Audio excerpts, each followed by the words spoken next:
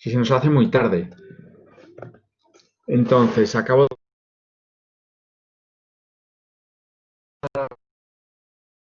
se va a empezar a terminar de unir la gente, pero es que espera hasta el último minuto, pues que se revise la primera parte de esto que voy a decir, que son algunos avisos que son importantes. Lo primero es que voy a empezar apagando la cámara porque parece que no tengo mucho internet, entonces parece que solo tengo una rayita. Voy a empezar apagando la cámara porque quiero compartir varias cosas con vosotros. Bueno, lo primero es que estamos 26, pero yo sigo avanzando y luego van ustedes revisando lo que voy contando. Bueno, lo primero era el cronograma. Mirad, me gusta mucho empezar por el cronograma porque de ese modo vamos viendo dónde estamos en cada momento. Yo creo que estamos aquí el 25 de agosto, entonces estamos iniciando una nueva fase, que es la fase de instalaciones, ¿no? Que aquí pone fase 2, pero como esta parte de la estructura la hemos dividido como en dos, más bien esta sería para nosotros nuestra fase 1, nuestra fase 2, entonces esto sería como nuestra fase 3. Estamos iniciando las instalaciones. Vosotros habéis tenido una entrega, o tenéis la entrega hoy, perdón, en el taller. Entonces, yo ya he corregido vuestros trabajos, ya hemos corregido vuestros trabajos de la fase 2 y yo ya tengo entre estos dos trabajos como evaluación suficiente para tener el 20%. ¿Sí? Igualmente voy a estar atento a lo que entreguéis en taller para poder terminar de complementar ese 20%. Iniciamos una nueva fase que es la de instalaciones, que se va a llegar hasta el siguiente 10%. Pero es una cosa importante. Yo necesito este 30% porque necesito tener al menos esa calificación para poder evaluarles eso por los retiros y todo ese asunto. Sin embargo, esto de las instalaciones tiene mucho que ver con el siguiente tema que vamos a hablar. O no es que tenga mucho que ver, es decir, son cosas independientes, pero hay algo de lo que ustedes van a plantear en las instalaciones que tiene que ver con el tipo de envolvente que hagan, ¿vale? De envolvente exterior, tanto de cubierta como de fachada. Ya lo van a ver en un ejercicio que les voy a mostrar ahora. Entonces, ustedes van a entregar la fase 3 tal cual están en la guía y en el cronograma, es decir, después del 28 de agosto, 24 horas antes del 31 de septiembre, es decir, el 31 de agosto a las 11, es la entrega de la fase 3. Sin embargo, yo espero que esas instalaciones vayan evolucionando a lo largo de toda esta otra fase que le vamos a llamar fase 4, ¿verdad? Fase 4, y que al final, cuando entreguemos esta fase 4, también estemos entregando como las instalaciones mejoradas o ya verdaderamente implementadas. ¿Vale? Porque estamos como construyendo una cosa sobre la otra. Lo que pasa es que cuando recibamos insumos nuevos de la envolvente, seguramente nos van a ayudar a entender mejor algunas partes de las instalaciones. ¿Sí me sigue? ¿Vale? ¿Preguntas hasta aquí? Es decir, nada cambia. La guía de la fase 3 ya la tienen en SICUA. La pueden arrancar, ahora la comentamos. La tengo aquí abierta para comentarla. ¿Alguna duda hasta aquí?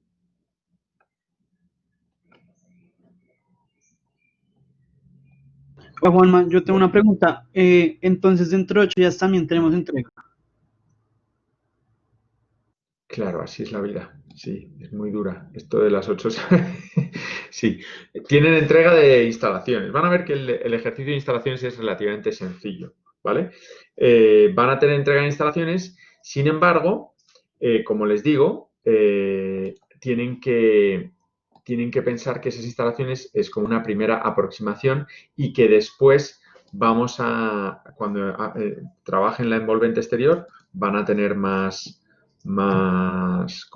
fundamento en las instalaciones que tienen. Pero sí, mira, aquí lo tienes.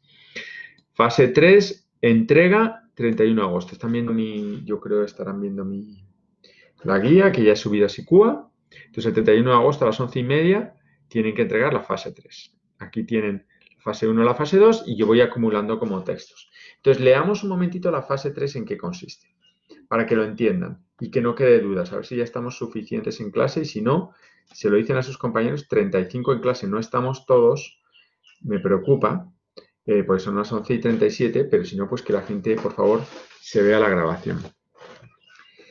Se trata de reflejar en aquellas instalaciones o diseños pasivos energéticos que van a implementar en el edificio. Estos esquemas deberán incluir dibujos en planta, conductos, cuartos técnicos, cuartos de basura, y también el esquema en corte de la influencia de estas instalaciones en el detalle constructivo y la coordinación técnica. ¿Qué quiero decir con esto? Mirad, y esto es importante lo que les voy a decir. Yo he estado analizando que la coyuntura que nos une hoy aquí es muy particular. Están ustedes viendo que es de un nuevo pensum, pero ustedes son del pensum anterior. Es decir, ¿cuántos de ustedes no han visto sistemas de habitabilidad? ¿Alguno no ha visto sistemas de habitabilidad? Listo. A ver. Daniel, Joshua, Miranda. Ah, unos cuantos que no. Es decir, ok, 1, 2, 3, 4, 5, 6, 7, 8, 9, 10, 11. Fijaos el problema que tengo. Hay 11 que no, pero somos 41, es decir, hay 30 que sí. En todo caso, ustedes 11 sí han visto técnico 2 y técnico 1, donde se les ha hablado de instalaciones, ¿cierto? Me imagino. Claro.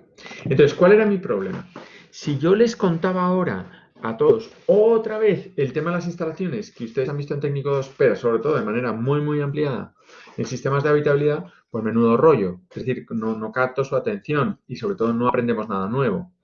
Pero tampoco podía, pero en el nuevo pensum, esta asignatura, cuando lleguen a esta asignatura, no habrán visto nada de esa parte de instalaciones. Entonces me ha tocado hacer como una cosa como de transición para que todo el mundo esté como entonado, ¿no? y que esté equilibrado.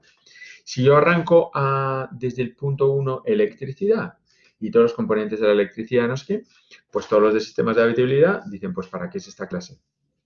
Para los de pues hombre, algo les sonaría y les podría venir bien, pero no avanzamos, ¿vale? Sin embargo, en el nuevo pensum esto será de día 1, es decir, tocará ir al inicio porque no sabrán nada. Los estudiantes del nuevo pensum no habrán visto nada de instalaciones porque ni han visto técnico ni han visto sistemas de habitabilidad. Les cuento cuál era mi problema, cuál era mi coyuntura al organizar este tramo de la asignatura y he tirado un poco como por la calle de en medio. Digamos que lo que me va a interesar a mí en la guía es cómo las instalaciones afectan a su coordinación, a la coordinación de su edificio, tanto en planta como en corte. Es decir, que es básicamente lo que nos preguntamos siempre los arquitectos. Los arquitectos, cuando empezamos un proyecto, empezamos a dibujar, y bueno, pero por aquí tiene que haber ductos. E inmediatamente uno dice, ¿y cómo de qué tamaño serán esos ductos? Porque claro, uno los tiene que prever, los deja en blanco, para que luego el ingeniero lo llene de tubos. Pero si uno no sabe más o menos el tamaño de esos ductos, está perdido. Porque después el ingeniero le dice, óigame, ¿y por dónde paso yo el gas? Y dices, uy, ni idea. Entonces, por la fachada. ¿Y por dónde? Por fachada. ¿Por qué? Por la fachada. ¿Por qué? Porque ya no cabe. Porque yo dentro lo ocupé todo, ¿verdad? Y usted no tiene cuarto técnico, y usted no tiene depósito de agua, y usted no tiene para la electricidad. Y dices, uy, qué embarrada, ¿no? Entonces, uno no puede empezar a caminar sin predimensionar en planta el espacio que ocupan las cosas. Eso es lo primero que quiero que tengan en este proyecto. Más allá de que me hagan diagramas de eléctricos, ni que me hagan el cableado, ni que me resuelvan las instalaciones hidráulicas, lo que quiero es que sepan de qué tamaño son los ductos, ¿vale? Listo. Segundo, en qué modo estos afectan al corte. Es decir, si le voy a poner cielo raso, si no le voy a poner cielo raso, qué altura libre debe tener cada planta para que quepan las distintas instalaciones. Todo eso es fundamental, ¿vale? Entonces, por un lado, ductos, por otro lado, cortes, ¿vale? Y la afectación que esto tiene en la coordinación técnica en los cortes. Y lo tercero, que es lo más importante para mí, otras instalaciones alternativas.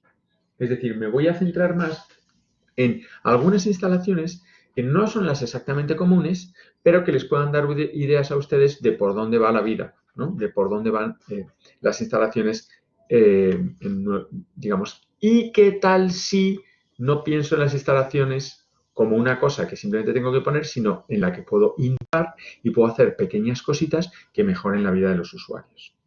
¿Vale? Entonces esas van a ser las tres cosas. Por lo tanto, no es tanto diseños en planta de redes, sino predimensionado de ductos,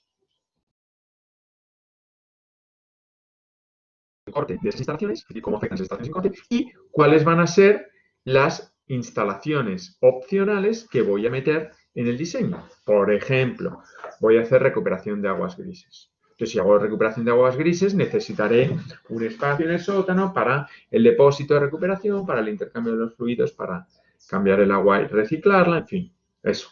¿Listo? Esas son las tres cosas que yo quiero que vayan ustedes poniendo en el trabajo. Ahí tienen la guía, el enunciado. Si tienen cualquier duda, pues me la preguntan. ¿Vale? ¿Preguntas? Hasta aquí. Listo, ya están ahí un montón de estudiantes. Fenómeno. Los que llegaron tarde, por favor, se revisan la grabación. Claro, como les decía, esto va a ser una entrega que van a hacer el día que está estipulado en la guía y después, cuando terminemos la envolvente, deberán dejar definitivamente cuáles son las instalaciones que hagan. Porque es que hay algunas instalaciones que dependen de la envolvente, ¿vale? Pero no les adelanto más de esa parte. Bueno, les voy a compartir ahora sí de la fase 2 como más o menos una pequeña retroalimentación de lo que han sido los ejercicios y de lo que yo pienso que ha sido esta fase. Entonces, bueno, no quería compartir este. Vamos a compartir. Vamos a compartir. Bueno, toda la pantalla y así voy viajando de uno a otro. Bueno, ya ven toda mi pantalla. Entonces, si yo me voy a la fase, teníamos que ver las estructuras, ¿verdad? La parte superior de las estructuras. Teníamos dos dibujos iniciales que eran los de la cimentación. Bueno, yo he puesto algunos de los dibujos de ustedes. Por ejemplo, este dibujo. Bueno, es un dibujo muy plano. ¿Por qué es un dibujo muy plano? Porque es más importante. No estamos viendo, qué pena. No la están viendo. Listo, ¿no? Tranquilo. Entonces, toda la pantalla. Compartir. A ver si ahora la ven. Si en un momento dado dejan de verla, me lo dicen. Bueno, les decía que en la fase 2, pues ya teníamos la cimentación, que eran estos dos dibujos que hicimos iniciales, y estoy mostrando algunos de los dibujos de ustedes. Entonces, claro, que a mí me muestren esta placa, pues no tiene mucho sentido, porque la placa en sí, esto me lo da el estructural. A mí lo que me interesa saber de esta placa es las uniones, cómo hace cuando llega a la escalera, cuando se encuentra con una viga, ¿verdad? Cuando, en fin, se encuentra con una columna, Esto no me sirve de nada, mejor dicho, de nada. Esto me lo da el estructural. Y además, ni siquiera está bien, porque es una armadura que, bueno, pues que tiene unas determinadas dimensiones, pero que cuando llega a los bordes seguramente va a tener unos anclajes, en fin, seguramente va a tener unos refuerzos. O sea, si fuera un plano puramente estructural, pues lo haríamos, pero lo que nosotros estamos haciendo es construcción de estructuras. Entonces a mí me interesa saber qué pasa cuando llega la viga, qué pasa cuando arranca una escalera, porque es que no porque yo tenga la manía de querer hacer esto, es que esto se lo tenemos que comunicar a un constructor. Y cuando el constructor llegue y se encuentra con este detalle, va a venir a tu casa y te lo va a preguntar, ¿vale? Entonces, si tú lo dibujas antes, entonces ya directamente le has dejado el mensaje, ¿vale? Este otro dibujo, por ejemplo, dice, se sobreponen objetos que dificultan su lectura. Esto es un poco, quiero decir, pues no hay mucho cariño aquí, ¿no os parece? Es decir, el texto se monta sobre esto, tenemos dos tipos de letras, es una escala que no es la que yo les he dicho, esto no es una escala 1-10 y por tanto hay cosas que están desescaladas, digamos, ¿no? No soy capaz de ver qué es lo que pasa aquí dentro, ni qué es lo que pasa aquí dentro, ¿no? Más o menos hay cosas que se intuyen que no están mal, pero yo no puedo decidir si esto está bien si yo no encuentro, si yo no tengo ese detalle así de grande, ¿sí? Aquí donde veo una barra, la otra barra, no sé qué. Vale, entonces no se trata, en los detalles constructivos, no se trata de representar el corte completo. Ustedes han visto cómo dibujo yo. Dibujo trozos del corte, de tal modo, ahora van a ver cómo hago después, que si yo quiero dibujar eso, puedo centrarme en este detalle, este detalle, este detalle, este detalle en grande. Entonces, una vez que yo puedo dibujar la zapata, puedo dibujar aquí la zapata, el arranque de la columna y corto. El resto de la columna es toda igual, pero ahora lo que me interesa es cuando la columna llega a la placa y corto. Y ahora me interesa cuando la columna llega a la parte de arriba y corto. Entonces, claro, la distancia que hay entre este punto y este punto no es la distancia que hay en la realidad, pero es que a mí no me importa esa distancia. Esa distancia ya habrá un corte como este, en grande, donde yo pueda acotar y decir que esos son 4 metros, que estos son 2 o 3 o lo que sea. Lo que me interesa es el nudo, ¿cierto? Bueno, eso para que lo vayamos trabajando. Luego, a este le pasa lo mismo. Entonces, claro, a mí no me interesa ver 1, 2, 3, 4, 5, 6, 7, 8, 9 viguetas.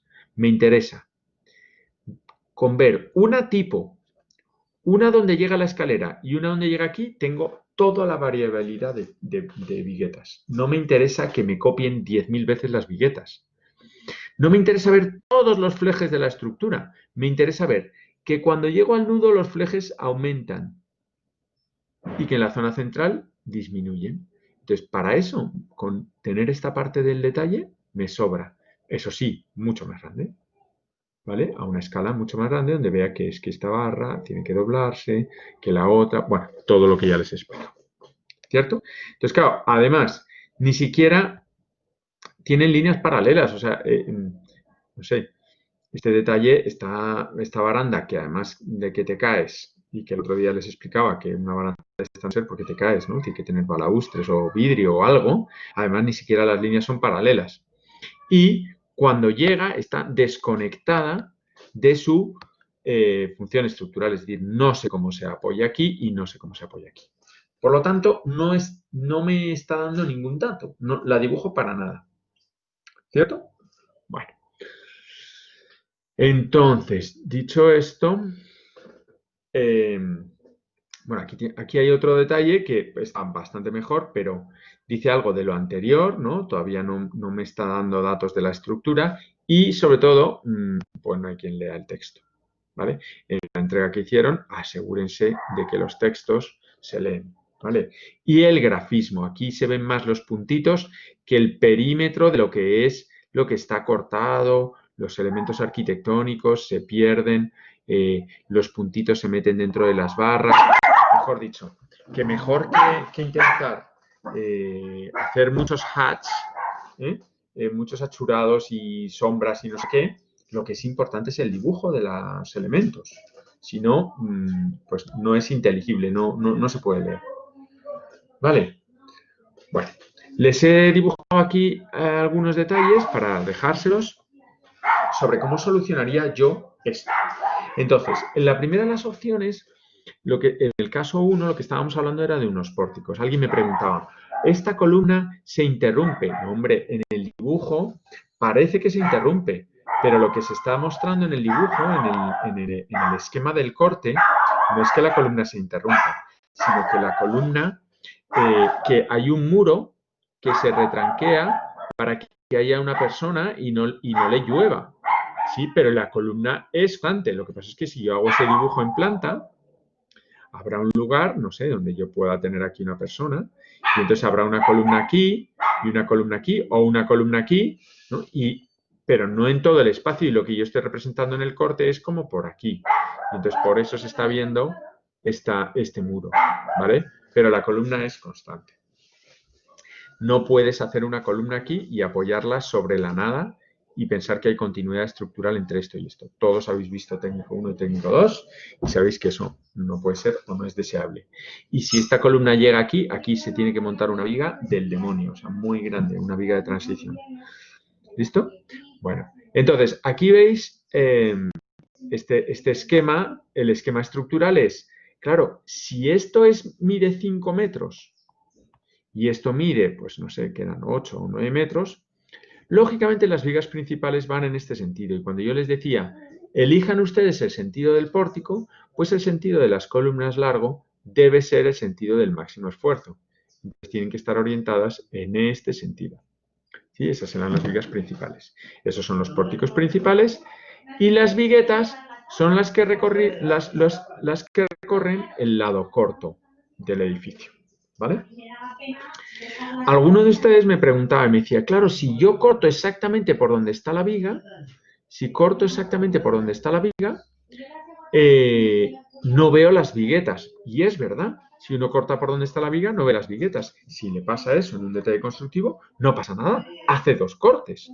Hace un corte A por dentro de la viga y hace un corte B donde se están viendo las viguetas. Y ya explicas las dos cosas, que es lo que yo he hecho.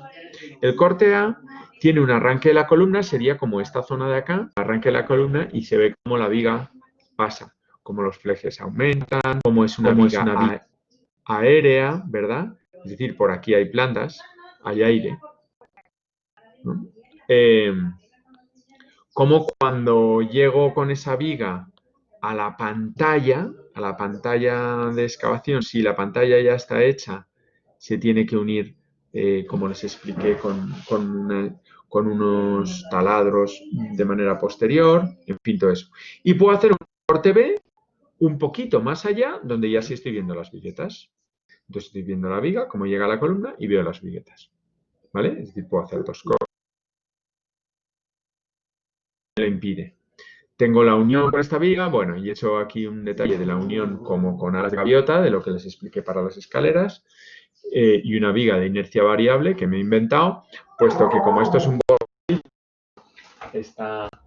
esta vigueta podría ser, o esa viga podría disminuir a medida que se va alejando del apoyo, porque los voladizos, como ustedes saben, arrancan con un momento muy fuerte en el apoyo y luego va tendiendo a cero en la parte central. Por lo tanto, si el diagrama de esto es así, pues, perdón, sí va subiendo y entonces aquí es cero y luego va aumentando y por tanto tiene que ser más alta la viga en este punto que acá. ¿Listo? Ese es el primer esquema.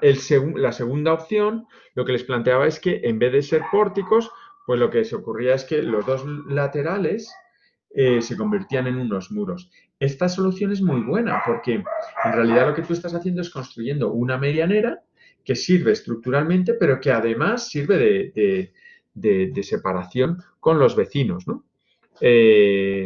Físicamente o arquitectónicamente. Entonces, bueno, pues el detalle, le he puesto otra cimentación, pero serían algunos detalles de este tipo, ¿vale? Y la escalera podría ser una losa que llega a la placa de contrapiso, entonces hay que apoyarla sobre un dadito de concreto con un poco de armado, porque si no, la solera no aguantaría. Sí, adelante. Hola Juanma, tengo una duda sobre los refuerzos de la placa que salen ahí en ese detalle. Mi pregunta es qué distancia va a haber entre los hierros, entre las varillas y el aire, por así decirlo, o sea, el recubrimiento de cuánto tiene que ser. Porque como en la guía salía de 15 Aquí, centímetros, yo busqué en internet y salía que eran 4 centímetros, o sea, quedaban súper pegadas 15, las... no, Sí, ¿no?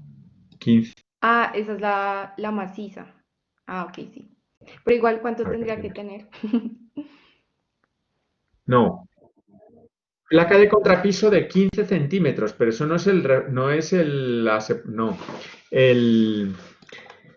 digamos, lo que se separa de los bordes viene a ser 4, 5 centímetros, como veníamos diciendo en las otras sesiones. Más o menos 4 o 5 centímetros. Esas son las separaciones, ¿vale? Que decíamos que en la cimentación eran más bien de 7 y en las partes aéreas como de 4 o 5, ¿vale? Ah, ok, listo. Gracias. ¿Vale? Muy bien. Bueno, y aquí pues he puesto este detalle, pero podría ser cualquier otro. Entonces aquí pongo, pues ahí, no sé qué, las alas de gaviota, tal, la línea del pavimento. ¿Cómo voy a, o sea, digamos, voy a hacer una losa y luego voy a hacer los peldaños después? Bueno, pues es una decisión de proyecto. También puedo hacer la losa con forma de peldaños de una vez, ¿no? Y hormigonar todo esto. Esto es interesante también, se puede hacer perfectamente o hacer los ladrillos después. Es decir, son distintas soluciones, pero bueno, pues es un detalle sencillito.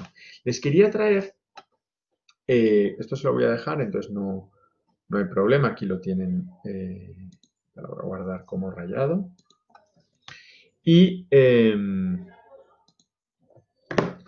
Y les voy a enseñar el trabajo de una compañera de ustedes que me ha parecido excepcional.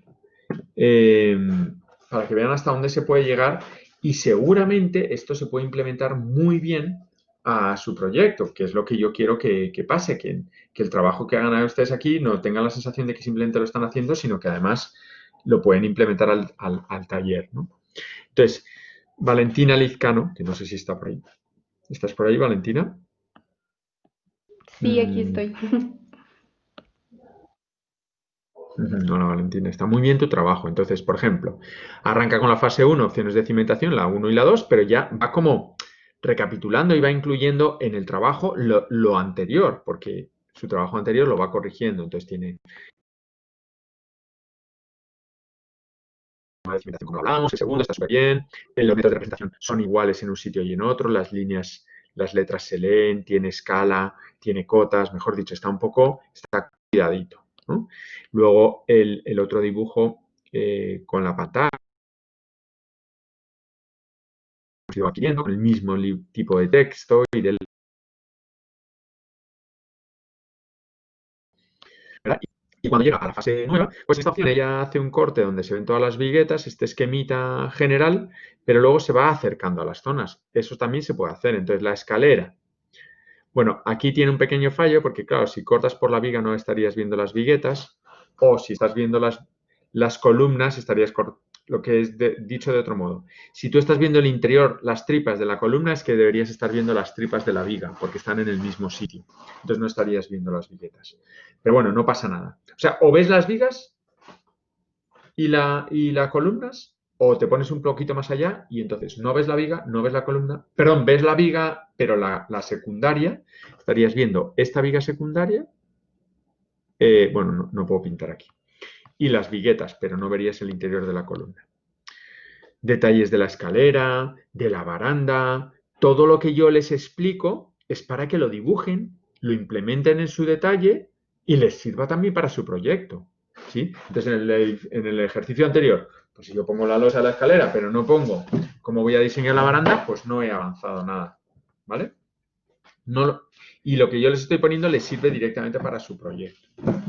Bueno, el arranque arriba, detalles de... Entonces ella va señalando en el monito de la izquierda, va señalando qué detalles está contando. Eso es perfectamente legible, ¿no? Así es como debe ser. Y puedo aumentar el detalle con una referencia de a qué detalle me estoy refiriendo en cada caso.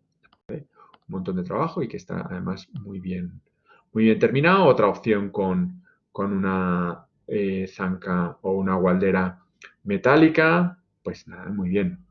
¿Ok? Con cómo va a resolver los peldaños. O sea, esto lo vimos en clase y Valentina lo único que ha hecho es dibujarlo, ¿vale? Se ha gastado su tiempo, que es lo que es importante, porque si uno no lo dibuja, ver detalles constructivos pero no dibujarlos, eso es exactamente igual que te den clase de AutoCAD y no abrir el computador. Y leerte 7 tutoriales de AutoCAD sin abrir el computador. Nunca vas a saber AutoCAD. ¿vale? Uno aprende dibujando, haciéndose las preguntas. La pregunta que he tenido antes de cuál es la separación es porque alguien ha ido a dibujarlo y ha dicho, uy, aquí le tengo que dar offset, pero offset de cuántos centímetros. Y es que esa es la clave, ¿vale? Entonces, por favor, cuanto más trabajen en esta asignatura, yo no es porque quiera que trabajen en mi asignatura mucho, que sí quiero. Es que cuanto más trabajen en mi asignatura, mejor les va a ir en el taller. No tengan la menor duda. Valentina, tenías una mano levantada. Ah, sí, no, es que yo hice ahorita la pregunta de la distancia de las varillas, pero ya, gracias. Vale. Vale. Bueno, pues ya he mostrado la retroalimentación. Listo. ¿Hasta aquí alguna pregunta de esta primera fase? Pasamos a las instalaciones. ¿Qué os parece? Bueno, listo. Entonces voy a pasar a las instalaciones. Lo que digo es que mi presentación de las instalaciones no va a ser muy ortodoxa.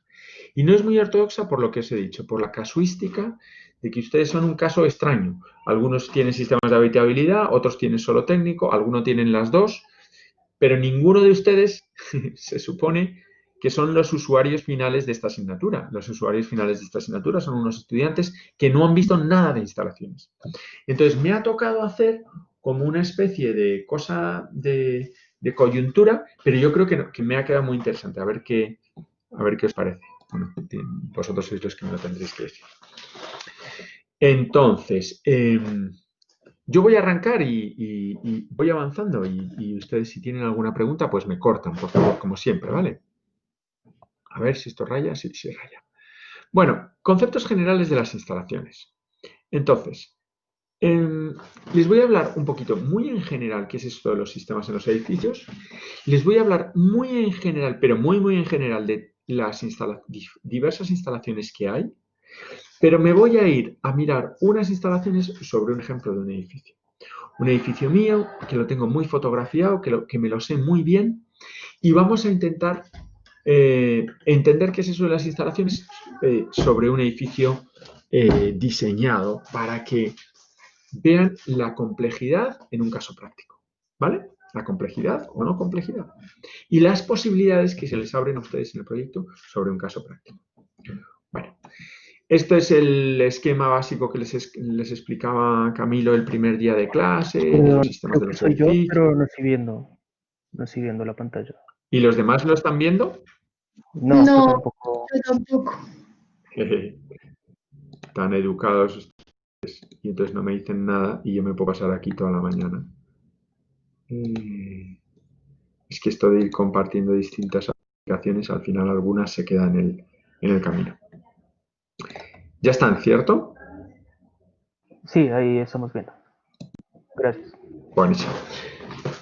Fantástico. Bueno, pues estaba diciendo que las instalaciones que les voy a decir, parece que esto tiene mucho contenido, pero sobre esta parte voy a pasar muy rápidamente y me voy a ir a centrar en esas instalaciones vistas en un caso práctico. ¿Vale? Entonces, este es el primer esquema que tenían que les enseñó Camilo el primer día, de temas arquitectónicos que componen la edificación, ¿verdad? Y bueno, como la estructura, el cerramiento exterior o la envolvente y el interior, pues se tienen que unir a lo técnico, ¿no? Y como este toca de alguna manera todos los otros sistemas. Entonces lo van a ver muy claramente cómo toca todos los otros sistemas. Por eso, hasta que no tengamos un poco estudiado cómo van a ser nuestros cerramientos, no tenemos cerrado nuestro diseño. Entonces,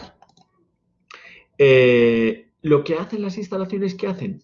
Fundamentalmente no es, oye, es que le tengo que poner instalaciones. No, tengo que poner instalaciones porque necesito resolver problemas de habitabilidad que acucian a los edificios.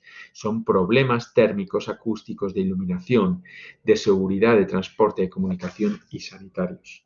Si yo no entiendo que mis instalaciones están asociadas a problemas, no puedo innovar sobre esos problemas, porque si mis problemas ahora son otros, resulta que mi problema es que nos estamos cargando la capa de ozono, si mi problema es que los edificios son el 70% de las emisiones totales del CO2 de ambiente al año en el mundo, 70. No me doy cuenta de que soy el mayor causante, ¿verdad?, de ese consumo o de emisiones de CO2 en el mundo. Insisto, si me tenéis alguna pregunta, me interrumpí sin ningún problema, ¿vale? Porque sabéis que yo el chat no lo puedo leer. Entonces, si yo no tengo eso, pues yo no sé que mis instalaciones no son las que me da un ingeniero. Las instalaciones las propongo yo y las decisiones sobre las instalaciones las propongo yo, las propone el arquitecto. Esa es la visión que yo quiero que tengáis, ¿vale? Por eso me interesa más que me hagáis un diagrama de cómo se saca, no sé, de un baño el agua, ¿no? Por los tubos y los sanitarios. Quiero que me propongáis cosas como arquitectos, que ya habrá un ingeniero que defina muy bien esas instalaciones. Bueno, sin embargo, tengo que ir muy brevemente por cada uno de los sistemas para ver qué tiene cada sistema. Muy rápidamente. El sistema eléctrico, ustedes ya lo saben, repasamos, tiene una entrada desde la calle en media tensión. Tiene una planta eléctrica si tengo que bajar de media tensión a baja tensión. Esa transformación de media tensión a baja tensión es porque la baja tensión no es económicamente viable a nivel de transporte en las ciudades, viaja a media. Pero cuando llega a mi edificio yo no puedo estar en media, tengo que estar en baja para que me funcionen mis aparatos, ¿verdad? Entonces yo la transformo. Una vez que la transformo, pues ya la reparto por ductos verticales, por los techos y empiezo a iluminar y a electrificar mi edificio. Esa planta eléctrica es necesaria si tengo bastante consumo. A veces, digamos, la ciudad está preparada, hay un transformador en la calle y lo que te llega a ti es un cable en baja tensión. En ese caso, perfecto, no necesito planta eléctrica en mi edificio, ya me llega en baja, ¿vale? Vamos a suponer, seguramente, que nuestro edificio, el que tenemos entre manos, seguramente no necesite esa planta, ¿vale? Entonces no necesitaremos todo ese espacio, sino llega más o menos directamente, como ya llega en baja, llegará a nuestro cuadro de control, que es un cuadro mucho más pequeñito, luego les cuento. Esos sistemas eléctricos pues tienen tomacorrientes, tienen ductos, tableros, subestación eléctrica y planta eléctrica, que esto es cuando ya la edificación es un poco más grande. Seguramente nosotros nos podemos quedar en unos tableritos más chiquititos que se suelen poner a los pies de las edificaciones, ¿no? A los pies de los lotes, ¿no? De los lotes se pone un tablero eléctrico muy pequeño que lo único que está haciendo es recibir la electricidad de la calle y darte una conexión hacia la casa. Y esto es una cosa que mide 30 centímetros, qué sé yo, por 80 centímetros por 1,20 y es una caja que aparece a los pies de la calle. Para no pensar que tenemos que transformar energía y meter todo este pedazo de planta. Bueno, de la parte eléctrica, si necesito hacer la planta, pues hermano, ya me tocó hacer un montón de bodegas y de ductos. Entonces tengo todo este espacio para la subestación, para la entrada de energía. Sí, dígame la pregunta. Una pregunta. Esa Dígame. estructura que sostiene pues, esos ductos, ¿cómo se une a la estructura principal? O sea, ¿va como embebida o solamente es puesta ahí? ¿Cuál? ¿La cajita? ¿La cajita que he dibujado o cuál? No, la de la foto anterior. A ver, vamos a ver cuál. Esa, ¿Esto? sí. No, eso no, sino Esto la ahora foto te de lo arriba. enseño. Ah, esta de acá. Estas Sí, son que unas eso. bandejas que son unas bandejas que van descolgadas del techo con unos cablecitos y son unas bandejas para llevar todos los cables eléctricos. Ya te voy a enseñar algunas en fotos más adelante.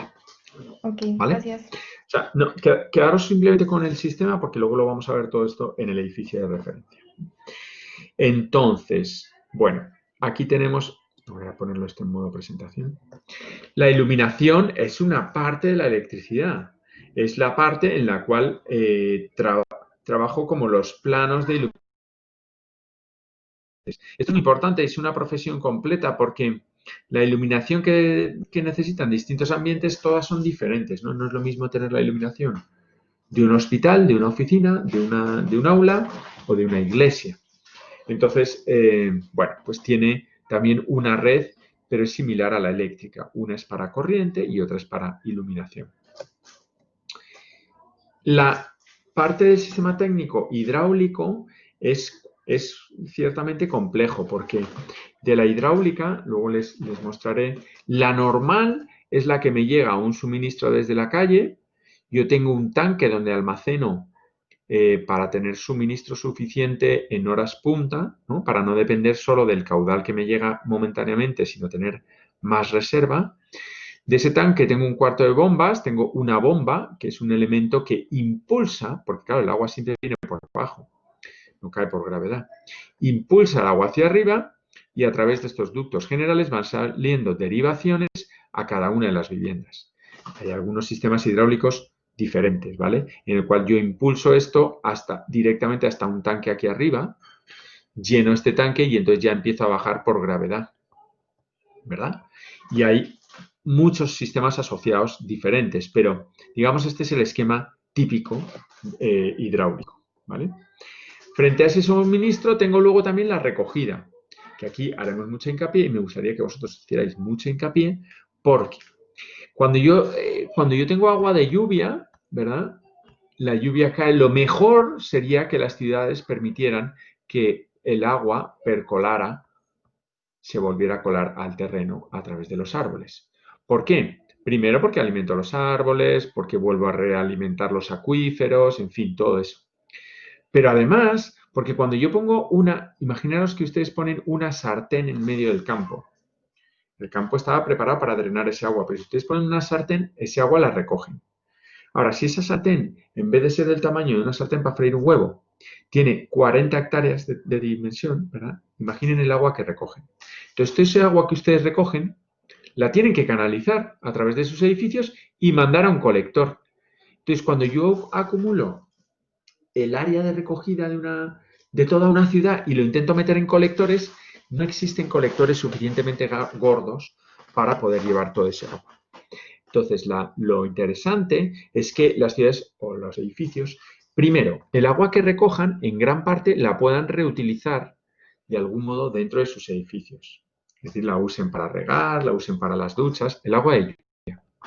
Y después tengan en su entorno elementos, SUDs, elementos de filtrado, jardines, que permitan que el agua percole, es decir, que yo pueda derivar parte del agua que voy a llevar del colector, que la derive de manera natural a que se infiltre otra vez en el terreno. Porque además este colector no solo no es capaz de llevarse todo el agua, sino que se lleva todo el agua hasta la petar del salitre, porque es un agua que está ensuciándose y entonces le voy dando mucho trabajo a la petar del salitre para devolverle el agua limpia al río Bogotá. Mientras que si yo dejo que percole en el terreno y es agua limpia, pues entonces tengo agua que es muy fácil que vuelva a la naturaleza sin que tener que transportarla 23 kilómetros a través de un tubo que no da de sí, ¿verdad? Y hacer un proceso de limpiado cuando la puedo echar, la puedo reutilizar en regar plantas, que se llama. Este es el sistema hidráulico asociado a la recogida de aguas lluvias. Todo esto que estoy diciendo son ideas para que ustedes planteen cosas, ¿sí? Porque no me importa que ustedes no sepan cómo funciona una instalación. Lo que sí me importa es que ustedes no tengan criterio para establecer qué quieren que haga su edificio en términos de instalaciones. Eso sí lo proponen ustedes. Entonces le llegará un ingeniero y le dirá, no, arquitecto, es que entonces necesito un ducto más grande. Listo, yo le hago el ducto más grande. Pero yo quiero que mi agua se reutilice. Y quiero que luego llegue al terreno y que no llegue. Sí, o sea, ustedes tienen que tener esas ideas. Y habrá un ingeniero que les diga, bueno, pues entonces la dimensión de la tubería será de tanto. Y necesito aquí una bomba adicional. Y necesito, bueno, listo. Ahí lo discutimos. ¿Vale? Eso es como el criterio de arquitectura. Frente a las aguas negras, ¿no? Y grises, lo que nosotros hacemos es que recogemos de cada uno de los baños, de cada uno de los sanitarios, ustedes ya saben, por unos tubos, agua que ya no es reutilizable. Esa sí la recolecto y la llevo al colector de aguas negras y aguas grises. Pero es mucho menor lo que es la vaciada de este tanque que la lluvia que está cayendo sobre esta cubierta. Entonces, la dimensión de esas aguas negras o aguas grises sí es mucho menor, sí me la llevo a la planta de tratamiento, sí la trato y la devuelvo al río. ¿Vale? Esto. Claro, ¿qué pasa? Que si yo este agua de lluvia me la llevar a unos tanques, ¿no? Y es un agua, hombre, que tanto así como para ducharse directamente, no, pero si le hago un pequeño filtrado y le paso por unos filtritos y no sé qué, de repente puedo volver a llevarlo a que alimente los inodoros, ¿verdad? Y también puedo llevarlo a que alimente, qué sé yo, el riego del jardín de aquí fuera. Entonces, ¿qué pasa? Que al agua lluvia le doy una vida extra a través de la utilización de agua de mi edificio que no consumo del canal, ¿verdad? Y que finalmente luego reutilizo y lo vuelvo a percolar en los árboles, o se convierten en aguas negras si es que lo he utilizado para el sanitario, y entonces pues ya me lo llevo como aguas negras, pero le he dado una segunda vida útil al agua de lluvia. ¿Vale? Listo. Conceptos hidráulicos que tiene, pues no solo el suministro y el desagüe, ¿no? De agua fría y caliente, aguas lluvias o aguas negras, sino que también el agua me sirve para extinguir los incendios a través de estas mangueras que pueden ser en edificios más grandes o extintores sencillamente en edificios pequeños. Y también están los sprinklers, que son estos difusores de agua para edificios más grandes, que no es el caso del edificio que nos compete. ¿Vale? Bueno. Estas instalaciones no se preocupen, que además profundizarán en el curso técnico de Jaime Andrés más adelante. Esto es un cuarto de bombas típico, donde lo que tengo es un agua que llega, que se mete en este motor que está continuamente chuflando y este lo manda para arriba. Antes de entrar puede haber también bombas individuales, porque por si falla una, bombas en serie, para que nunca se quede sin suministro el edificio. Bueno, en términos de comunicaciones. Las comunicaciones son de reciente inmersión en la arquitectura. Sí, adelante, pregunta.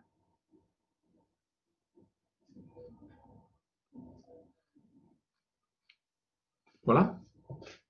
Bueno, sigo. Las comunicaciones o telecomunicaciones son unos cablecitos, ¿verdad?, que nos permiten conectarnos con el exterior. Y esos cablecitos antes eran muy poquitos y ahora son dos. Antes se llevaban por la fachada, ¿verdad? Y, pues el cable de teléfono, no sé qué.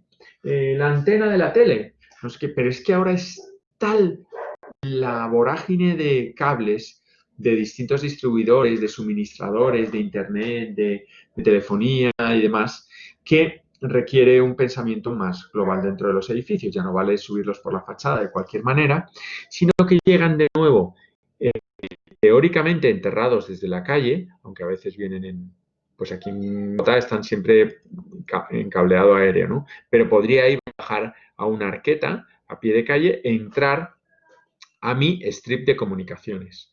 El strip de comunicaciones es un armario grande donde yo acumulo, donde le dejo muchas entradas vacías, ¿verdad? Y un montón de canalizaciones vacías hacia unos cuadros en cada una de las plantas.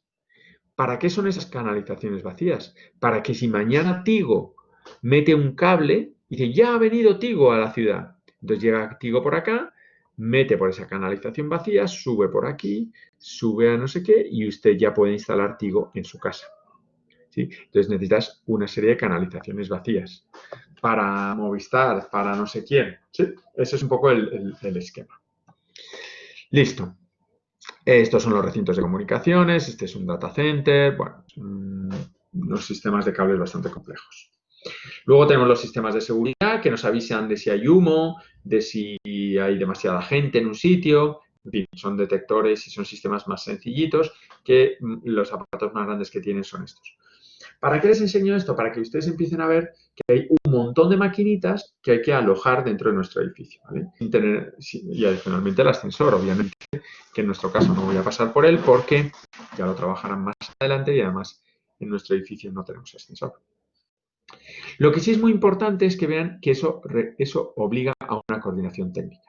La coordinación técnica tiene que ver con que los tubos no ocupan el mismo espacio. Por la ley de la impenetrabilidad de la materia, un tubo no puede estar donde está otro tubo. Y si yo cruzo dos tubos, se chocan. Por lo tanto, en altura, uno viene por acá y el otro vendrá por acá. Eso empieza a coger una cantidad de espacio entre la parte inferior de mi placa y mi cielo raso, que les cuento es la discusión ideal entre arquitectos e ingenieros. ¿Cuánto necesito aquí? ¿50 centímetros? ¿60? ¿30? Como me haya quedado corto, los ingenieros me matan, ¿verdad? Pero si me quedo muy largo, resulta que mis edificios que iban a medir en total, iban a medir 40 metros, pero si yo le puse 60 metros extra en cada una de las plantas y esto tiene 10 plantas, me voy a 46 metros. ¿Sí? Entonces, imagínense la importancia que tiene esto. Porque por un lado están las limitaciones de altura de la normativa y no sé qué. Y que el edificio cuesta mucho más hacer 46 metros que hacer 40. Pero claro, si no dejo suficiente espacio, pues luego no me caben las cosas. Las cosas pueden ir por el techo, vistas por el techo ocultas, por el suelo ocultas o por el techo medio vistas. ¿Vale? Eso es lo que les quería enseñar. Todo esto ustedes ya lo sabían. Ahora me voy a meter en el caso práctico, pero antes les quiero contar por qué el caso práctico y por qué este edificio lo estamos haciendo con tecnología en seco. Cuando uno hace tecnología, o sea, hace arquitectura en ladrillo, pues luego tiene que hacer regatas. Las regatas son estas roturas del ladrillo, ¿no? Una vez que hago el ladrillo lo rompo para meter los tubos por dentro. Cuando uno tiene, digamos, divisiones en seco y cielos rasos en seco, ¿no? De tipo drywall o similar, pues estos drywall llevan dentro de su armadura unos pases para que por dentro pueda haber cables y que no tenga que romper nada. Entonces no hay desperdicio, entonces las instalaciones son más fácilmente registrables, en fin.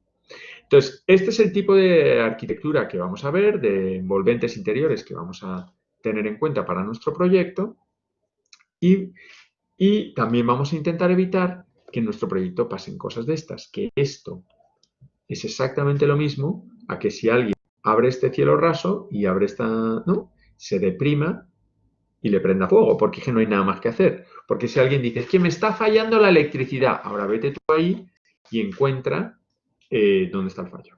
¿Sí? Entonces, las instalaciones, si por dentro no están bien ubicadas, bien reflejadas en planos y bien ordenadas en el espacio, al día 2 de funcionamiento del edificio ya no sirven de nada, porque si viene un tío de mantenimiento ya no hay que hacer, ¿vale? Entonces tiene que, y muchas veces lo que pasa es que sobre estas instalaciones, como ya no tienen control y ya no saben por dónde van, del desorden que hay, lo que hacen es que cuando falla una, ponen una nueva entera. ¿Por qué? Pues no saben ni dónde está la antigua. ¿Vale? Y eso no puede ser. Los edificios tienen que durar muchos años. Y sus instalaciones son la clave de que esos duren muchos años. Bueno, entonces, todos estos aspectos de ocupación del espacio en planta, ocupación del espacio para coordinación técnica en los cielos rasos o en los pisos, es de lo que vamos a tratar a través de este ejemplo. Entonces, para eso les voy a contar un edificio mío que hice entre el 2011 y el 2012 en España. Son unas viviendas, 94 viviendas de interés social, aunque les parezca medio gomelas el edificio y las casitas, aunque no se lo crean, son de interés social, ¿vale? Bueno, la primera base de esto es que les he traído este cuadrito. ¿Qué es este cuadrito? Ese cuadrito es una cosa que entró en vigor en España en el año 2007, que es que todos los edificios, y para allá vamos aquí en Colombia, o sea, no se crean que lo que ocurre en otros lados, al final todo llega. Todos los edificios tienen que tener un cuadro que es la certificación energética de los edificios. No sé si han visto un cuadro similar a esto en algunos productos de la industria, como por ejemplo las lavadoras o las neveras, ¿verdad? O incluso los carros. Las normativas mundiales, a partir desde el año 92, 93, vienen exigiendo que todo aquello que emita CO2 al ambiente se tase, se calibre y se sepa cuánto emite. Los edificios, como les he dicho, son los mayores causantes de esas emisiones de CO2 al ambiente, ¿vale? Entonces, ahí, si nosotros miramos cómo es la certificación energética de un edificio, podemos ver que un edificio es muy bonito o es muy feo, pero que de repente, si está en G, está emitiendo en kilos de CO2 por metro cuadrado al ambiente X, ¿vale? Si está en C, por ejemplo, está emitiendo entre 10 y 16,8 kilos. Si está en B, 10. Si está en A, como 6. Y si está en G, bueno, si está en E, como 25. ¿Vale? Entonces, la normativa española lo que se paró un día de manos y dijo, se acabó. No se pueden hacer edificios nuevos que no cumplan con la E. Entonces, la E es el mínimo que tiene que cumplir un edificio nuevo. ¿Y qué tiene usted que hacer? Un montón de cosas. Para cumplir que no emitas más de 25 kilos, un montón de cosas, ¿vale? Pero fundamentalmente son de diseño. Entonces, lo que hacía el gobierno es que decía, bueno, y si usted en vez de E es D, le voy a dar un poquito de plata. Y si es C, le voy a dar más plata. Y si es B, le voy a dar más plata. Y si es A, le voy a dar más plata. Es decir, a través de incentivos administrativos, en términos de ¿qué? De que pague usted menos predial. De que cuando construya yo le voy a dar una subvención. Yo le voy a dar ayuditas, ¿verdad? Cuanto mejor sea usted y más responsable con su edificio y en el diseño de su edificio, pues yo le voy a ayudar. Entonces, en ese orden de ideas, nosotros nos montamos en hacer unas viviendas de interés social, pero que fueran energéticamente muy potentes. Y nos fue una vez. Y le tiramos a la vez. Y nosotros conseguimos el diseño de un edificio que llega a 10 kilos de CO2 por metro cuadrado. Cuando teníamos que cumplir 25 y llegamos hasta 10. Eso es muy interesante porque el edificio es energéticamente... De hecho, lo que está intentando los gobiernos del mundo es que se tienda a una categoría cero, ¿verdad? Cero, que es consumo cero. ¿Qué quiere decir consumo cero? ¿Que no consumes nada? No, no es que no consumas nada. Es que la energía que yo produzco versus la que gasto sea tendente a cero. Es decir, yo gasto, sí, hombre, yo gasto X, pero claro, tengo una producción solar, tengo una producción eólica, tengo por biomasa, tengo una serie de producción de energía de manera alternativa y que es, ¿no? Y entonces yo sumo lo que produzco contra lo que gasto y me voy a consumo de energía cero. Ese es el ideal al que estamos yendo. Nosotros en estas viviendas de interés social hicimos una inversión en cositas, y ustedes van a ir viendo qué cositas, para que fuera subiendo nuestras letras, es decir, bajando nuestras emisiones y fuéramos mejorando. De ese modo, cuando saltábamos de letra, el Estado le decía, bueno, y ahora si usted salta de C a B, le doy 3.000 euros. Y nosotros decíamos, listo, los 3.000 euros que necesitamos para implementar en cada vivienda una caldera de condensación y energía solar por calentamiento de agua. Entonces el usuario veía un beneficio en esa inversión. Porque además, tener baja emisión de CO2 quiere decir que consumes poca energía y por lo tanto gastas poco en climatización, gastas poco en consumo de agua, gastas poco en calentamiento de agua. Entonces, cada mes tú vas a pagar menos por tus servicios. ¿Listo? O sea, es como un poco la filosofía de este edificio. Entonces, se lo cuento, sé que es un edificio grande, no es exactamente como el vuestro, pero ustedes cójanse un punto fijo y es parecido a su edificio, ¿vale? Bueno, entonces les voy a explicar el edificio y a través de él vamos a ir viajando por las distintas instalaciones. Este era un edificio de dos pastillas exactamente iguales. Bueno, una tenía una planta más alta que la otra. Para que fuera muy eficiente, tiene un módulo que tiene un punto fijo y cada módulo con el punto fijo tiene una vivienda de 3 dormitorios a un lado, 3 dormitorios aquí y de 2 dormitorios al otro.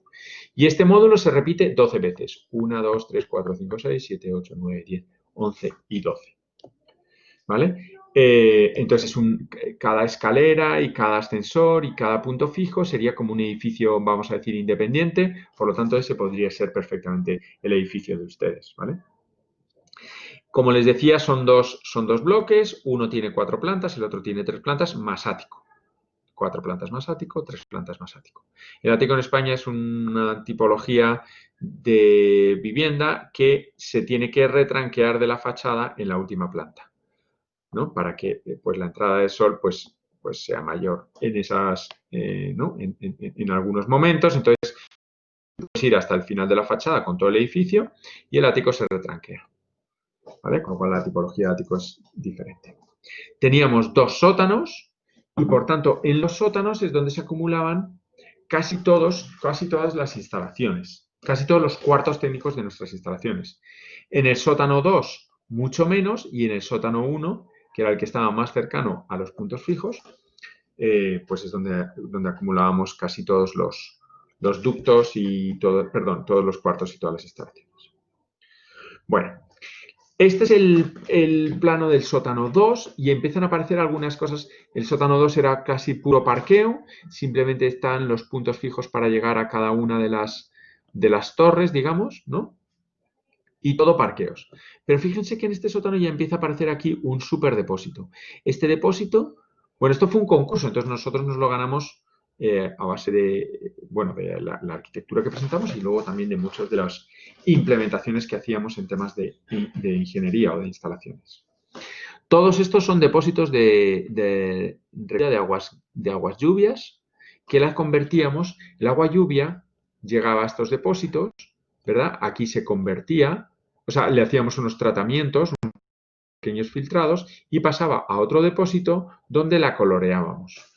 Le ponemos un pequeño colorante y entonces ya la mandamos digamos, a los sanitarios, al riego y todo eso.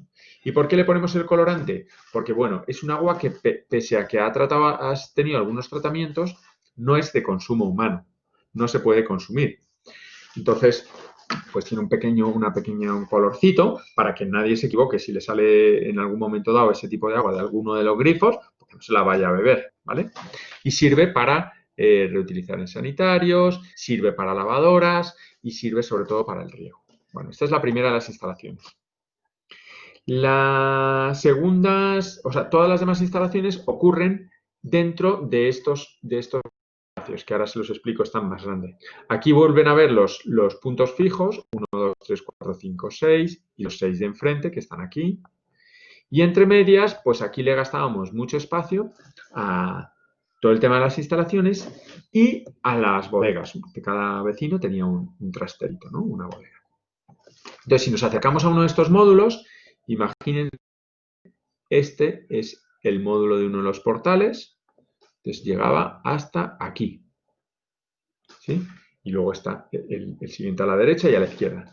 Entonces, estos funcionaban de una manera un poco autónoma, es decir, el vecino o el individuo que bajaba desde su piso cuarto, llegaba aquí abajo y podía llegar a su trastero. Aquí estaban los 9 trasteros, porque acuérdense que eran 4 pisos y un ático que tiene una vivienda individual. Entonces, cada piso había 2 viviendas, entonces son 8 más una de ático, 9. Entonces, uno puede contar aquí los trasteros. 1, 2, 3, 4, 5, 6, 7, 8 y 9. Todos estos trasteros se metían dentro de una cosa que se llama un sector de incendios. Un sector de incendios es una zona que está separada por paredes más gruesas. Voy a hablar mucho de esto. Por paredes más gruesas para que si hay un incendio aquí no se propague al resto de los sectores. Bueno, todos estos trasteros además venían complementados con un pequeño aseíto para que los porteros o los celadores puedan cambiarse o no sé qué. Tenían una zona de recogida de basuras, almacén y contenedores de reserva, ¿vale? Una zona de reparto del agua, no del agua general que vino en el sótano, sino del agua necesaria para su bloque. El armario de agua y digamos, en algunos de ellos, porque claro, no era necesario uno por edificio, había unas centrales de telecomunicaciones. O sea, no hacía falta uno por portal. ¿Listo? Entonces, todo este es el pasillo de los cuartos técnicos, donde hay varios cuartos técnicos por demanda. ¿Vale? Bueno, listo, voy a dejarlo hasta aquí y luego me voy profundizando en cada una de las instalaciones. En las plantas tipo, esta era la planta baja, ¿no? Por donde entraba al punto fijo y había unas viviendas en planta baja, pero también podía coger el ascensor y subir a las plantas tipo. Esta era la planta baja y esta era la planta tipo, que es exactamente igual que la baja, pero que la baja pues tenía unas terracitas aquí a pie de calle donde podía uno coger un poquito de espacio. Bueno, y este es el esquema de la planta baja. Solo quiero que prestéis atención a la proporción, primero, la importancia que tienen las instalaciones en esta planta, y eran las plantas tipo, eran las plantas del proyecto, no es unas plantas de instalaciones, son las plantas de arquitectura, donde teníamos todo este espacio es para instalaciones, todos estos ductos son de instalaciones, todo lo que voy marcando es para instalaciones, todo.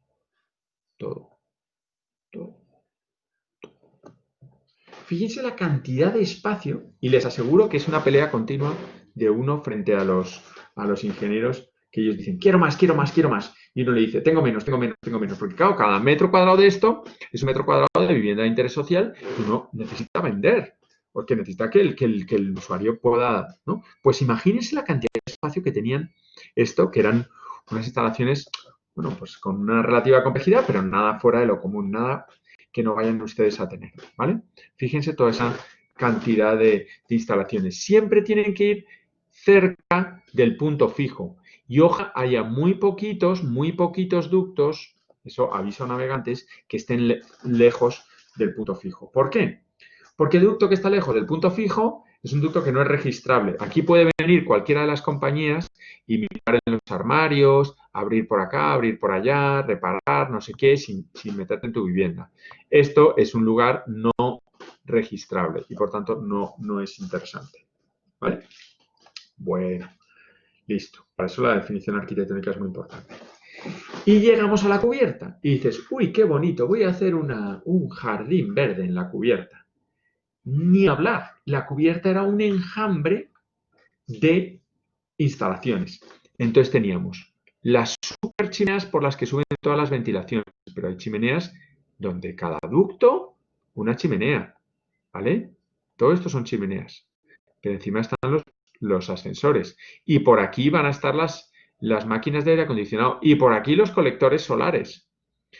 En fin, esto es un enjambre de cosas. Vamos, apenas se puede circular por esa cubierta. Está llena de instalaciones. ¿Vale? Luego les explico por qué. Bueno, el sistema elegido, como les ponía al principio, fue la tecnología de particiones en seco. ¿Por qué? Porque nos permitía llevar las instalaciones de una manera mucho más fácil, sin hacer regatas, Claro, tú no puedes estar diciendo que estás haciendo un edificio que consume poco CO2 y que emite poco CO2 y resulta que lo que estás emitiendo es un montón de residuos. Eso es muy poco ecológico, ¿vale? Eso es un desastre. Entonces, nos fuimos a tecnología en seco, que es todo este tema del drywall. Como ven aquí, cómo funciona el drywall es que tú puedes pasar tanto en horizontal como en vertical. Tú pones la estructura del drywall, yo creo que todos conocéis lo que es, la estructura que son este elemento horizontal, luego el vertical y el de arriba, ¿verdad? Y entre medias puedo pasar las instalaciones, tanto en horizontal como en vertical. Puedo llegar hasta los techos, todos los techos tenían otro cielo raso aquí de drywall y por tanto la inserción de las instalaciones se produce estando esta estructura primera, colocas el primer tablero, el de uno de los lados del tablero, pero no colocas el otro y colocas todas las instalaciones. Y cuando ya todas las instalaciones están replanteadas para ir saliendo en sus cajas, en su sitio, le pones la segunda tapa del drywall. Entonces quedan todas ocultas, ¿vale?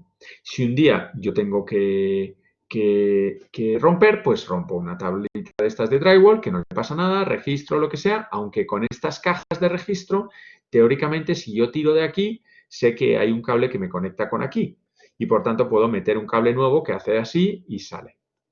No hay nada metido dentro del concreto que ya no lo vuelves a ver hasta que, no sé, los marcianos nos conquisten, ¿no? O hasta que se demuela mi edificio. No hay nada metido de la placa del concreto que tengo que tumbar todo el suelo y abrir para verlo. No, es todo bastante registrable. ¿Vale? Es como la tecnología sobre la que nos fuimos, porque nuestro edificio estaba lleno de instalaciones. Bueno, entonces, claro, un edificio que está lleno de instalaciones requiere un plano para cada instalación y requiere un plano de arquitectura, hermano, no es un plano de instalaciones. Requerimos un plano de arquitectura. Os enseño que este es el plano AD03, este es un acero, que son dos pliegos, ¿verdad? Para que vean la escala del detalle, porque aquí no se ve nada, pero digamos tenía mucho detalle. Ladrillo a ladrillo, lo que voy a hacer para ir conformando cada uno de los espacios donde van a ir viajando mis instalaciones. Y este es un plano de arquitectura, no de instalaciones. Bueno, por aquí ven los detalles en planta, es un plano donde, pues sí, claro, yo digo cómo es la fachada y cómo es la ventana, todo eso. Pero ahí lo primero y lo más importante es el espacio que hay en los puntos fijos. Los puntos fijos eran muy pequeños. Y una cosa muy importante, ustedes tienen que entender que en vivienda de interés social hay una cosa que se llama el ratio útil construida. ratio. Este ratio lo que marca es cuántos metros cuadrados construyes y cuántos vendes. Entonces, cuanto este ratio sea menor, imagínate que tú construyes 1000 y vendes 1000, ideal. Pero claro, cuando yo pido 1000, pero tengo que hacer un punto fijo, este punto fijo no se lo vendo a nadie. Por lo tanto, vendo solo 900. Ese ratio empieza a bajar. Por lo tanto, estos puntos fijos tienen que ser muy compactos, muy compactos, para que, digamos, salgan las cuentas. Y en ese término de ser compacto, como me voy a gastar mucho espacio en las instalaciones, tengo que ir metiéndola donde pueda. Entonces, fijaros cómo las instalaciones las fuimos metiendo primero en este conjunto de 3 espacios, en realidad 4 espacios. Fíjense, este espacio tenía para, esto era telecomunicaciones, esto era electricidad. Son 3 ductos independientes, ¿verdad? Que dejaban aquí un espacio que además, como el del eléctrico podía ser más estrecho, dejaba aquí un vacío aquí detrás que me servía para ventilación del garaje. Entonces, normalmente está milimétricamente lleno de cosas, ¿vale? Pero fijaros cómo empieza a aparecer un primer concepto al que les quiero llevar, y es que el agua y la electricidad no se llevan bien. Los ductos de agua y de electricidad pueden estar juntos, pero tienen que estar separados. Porque si yo tengo aquí un incendio, el agua puede dar cortos con la electricidad, ¿verdad? Pero si desde el sótano tengo un incendio en el ducto de electricidad, no debería pasar al ducto del agua, ni debería pasar a este sector ni a este sector, porque empieza a transmitir el fuego por todos lados. Este fuego debería ir durante un tiempo por ese ducto hasta arriba a la chimenea y por ahí se extingue. Por lo menos mientras me da tiempo a que yo escape por la escalera. Entonces, cada uno de estos ductos era un sector de incendio independiente. Para eso, y si ustedes lo ven en el plano, tienen 1, 2, 3, 4 líneas. ¿Qué son esas 4 líneas? Son unos parales metálicos de drywall y unas planchas. Bueno, nosotros no le llamamos drywall, le llamamos Pladur, pero es lo mismo, es una marca comercial. De Pladur FOC, y en drywall lo tienen también, que es una plancha de drywall, pero que es más resistente al fuego. Y entonces, si tú le vas sumando planchas, pues va cogiendo más resistencia al fuego, ¿vale? Pues son sectores de incendio. Entonces, ¿qué pasa con estas planchas? Dice, y Juanma, ¿y por qué no ponías una por un lado y otra por otro lado? O sea, 2 por un lado y 2 por otro, ¿no? Que sería lo lógico. 2 planchas aquí y 2 planchas aquí, que haría la misma suma. No lo hacíamos porque los ductos, claro, aquí no se puede meter un enanito a construir y a poner la placa de acá. Y sobre todo, si mete y pone la placa, ya se queda ahí el enanito para toda la vida, ¿verdad? Solo las puedo poner desde el exterior. Entonces, en este caso, las marcábamos como 4 por el exterior. Fijaros, hasta ese nivel de detalle lo hace un arquitecto. Y claro que lo hace un arquitecto. No tengan la menor duda que lo hace un arquitecto, ¿vale? Bueno, esto lo hacíamos con drywall. Pero claro, todo esto lo hicimos de concreto porque necesitábamos, porque nuestra estructura era en concreto, ¿verdad? Y era de muros pantalla en concreto. Y este elemento de acá decidimos hacerlo en ladrillo. ¿Por qué? Porque tenía muchísima altura y porque sí, porque nos venía mejor para clavar aquí el pasamanos, que son los únicos elementos de ladrillo de todo el edificio. Entonces marcamos que es de ladrillo y ponemos un que son los que conforman la escalera para traernos la ventilación desde el garaje, ¿vale? Pero además, como aquí, y fíjate, tuvimos que hacer esta cosa de, uy, mira qué bonita me ha quedado la escalera curva. No, no era por bonito, es que necesitábamos más espacio para meter más ventilación desde el garaje. Y ahí en esa esquinita metíamos más ventilación. Y en este cuadradito que está dentro de ropas, esto es ropas, ¿vale? Nosotros le llamamos extendederos, pero es ropas. Es un espacio de ventilación donde la gente puede colgar su ropa y hay una lavadora. Fíjense que es un espacio pequeño, la puerta es esta. Aquí ocurren casi todas las instalaciones de cada una de las viviendas. Mejor dicho, está plagado de instalaciones, ¿vale? Bueno, los primeros 3 ductos, estos 3 que les mostraba, son estos 3. Fíjense, 3 ductos independientes que son agua, que era más cuadrado, telecomunicaciones, que son estos, se reconoce que son telecomunicaciones porque llevan un forro blanco que no necesita, digamos, mantener la energía, porque esto es electricidad y datos. Y los negros, que también son ductos así plásticos, pero sencillos. Este es un ducto plástico sencillo, este también, que es para electricidad. Este es electricidad, Este es datos o comunicaciones y esto es agua. Y fíjense que el agua, entonces ya sí tiene una cosa que se llaman unos recubrimientos que en español le llamamos coquillas, que aquí no se llaman coquillas y que no sé cómo se llaman, pero son unos forros de neopreno, como de neopreno, que lo que hace es que mantiene el agua caliente y no tenga pérdidas, porque si yo no cubro estos elementos y hace mucho calor o mucho frío, en el transcurso de este tubo metálico va con el ambiente exterior, va transfiriendo y va teniendo pérdidas de calor. Fíjense que aquí tienen la tablita que les dé a la canal y por fuera le íbamos colocando la tablita 1, la tablita 2, la tablita 3, la tablita 4 para cubrir del fuego. Pero claro, no puedo poner una tablita aquí dentro porque entonces no la puedo colocar. ¿Vale? Esta foto está hecha desde el agujero. ¿Listo? Los tres ductos están en el mismo espacio, pero están separados por placas antifuego. Esto es lo mismo. En planta, fíjense, aquí tienen las placas que les separan un sector del otro. ¿Sí? Y esto es electricidad, entonces yo voy dejando los tubos eléctricos, los voy dejando aflorando y luego ya le pondré las tapas. Este es el de teleco, este es el de teleco, este es el de electricidad y el otro era el de agua. ¿Listo? Entonces, cuanto más ordenaditos están estos ductos, y entonces yo le pongo estas cosas que ordenan y le pongo estos números, ¿verdad? Y le pongo las coquillas que protegen. Mirad, este es el tubo plástico que lleva el agua y estas son las coquillas que lo protegen. ¿Vale? Entonces, lo que pasa cuando yo desde abajo es que yo pongo al inicio de este arranque de la lira de tubos, se llama una lira de tubos, yo pongo un cartelito, primero B. ¿Sí? Entonces yo ya sé que este tubo va al primero B. Cuando llego a la parte de arriba pongo primero B, un cartelito. Y entonces ya sé en todo el recorrido qué demonios estoy haciendo. Puedo tirar desde abajo y cambiar el tubo completo sin tener que tumbar todo el edificio, ¿verdad? Además, o cada uno de los cables luego va saliendo por estas cajas y finalmente se forman este es el punto fijo. Acordaros, por acá, aquí a la vuelta estaba el ascensor, aquí estaba el ascensor, aquí detrás, esta es la entrada a una de las viviendas, por ahí se entraba a otra de las viviendas y este es el armarito, en concreto este es el de la electricidad, este era el de las teleco y aquí a la vuelta, digamos, estaba... Perdón, aquí estaba el de teleco y este era el de agua. Estos armaritos me permiten abrir en cada una de las plantas y me permiten revisar cómo sigue. Miren que aquí está la caja de la cual por aquí vienen los cables eléctricos y se quedan los de esta planta. Y aquí vienen estos cables eléctricos y se quedan los de esta planta. Y el agua sale por otro lado. ¿Vale? De estos cables, después de pasar por la caja, se van derivando a cada una de las viviendas. Entonces yo voy dando electricidad y circuitos y rollos a las viviendas. ¿Qué me interesa a mí como arquitecto? Saber el tamaño del ducto y saber que tengo que hacer una caja y saber que tiene que estar separado un ducto del otro. ¿Vale? Ahora, si el número de cables que viene aquí son 53 o son 27, no lo sé, con que el instalador me diga que eso tiene que medir 65 por 20, pues me vale.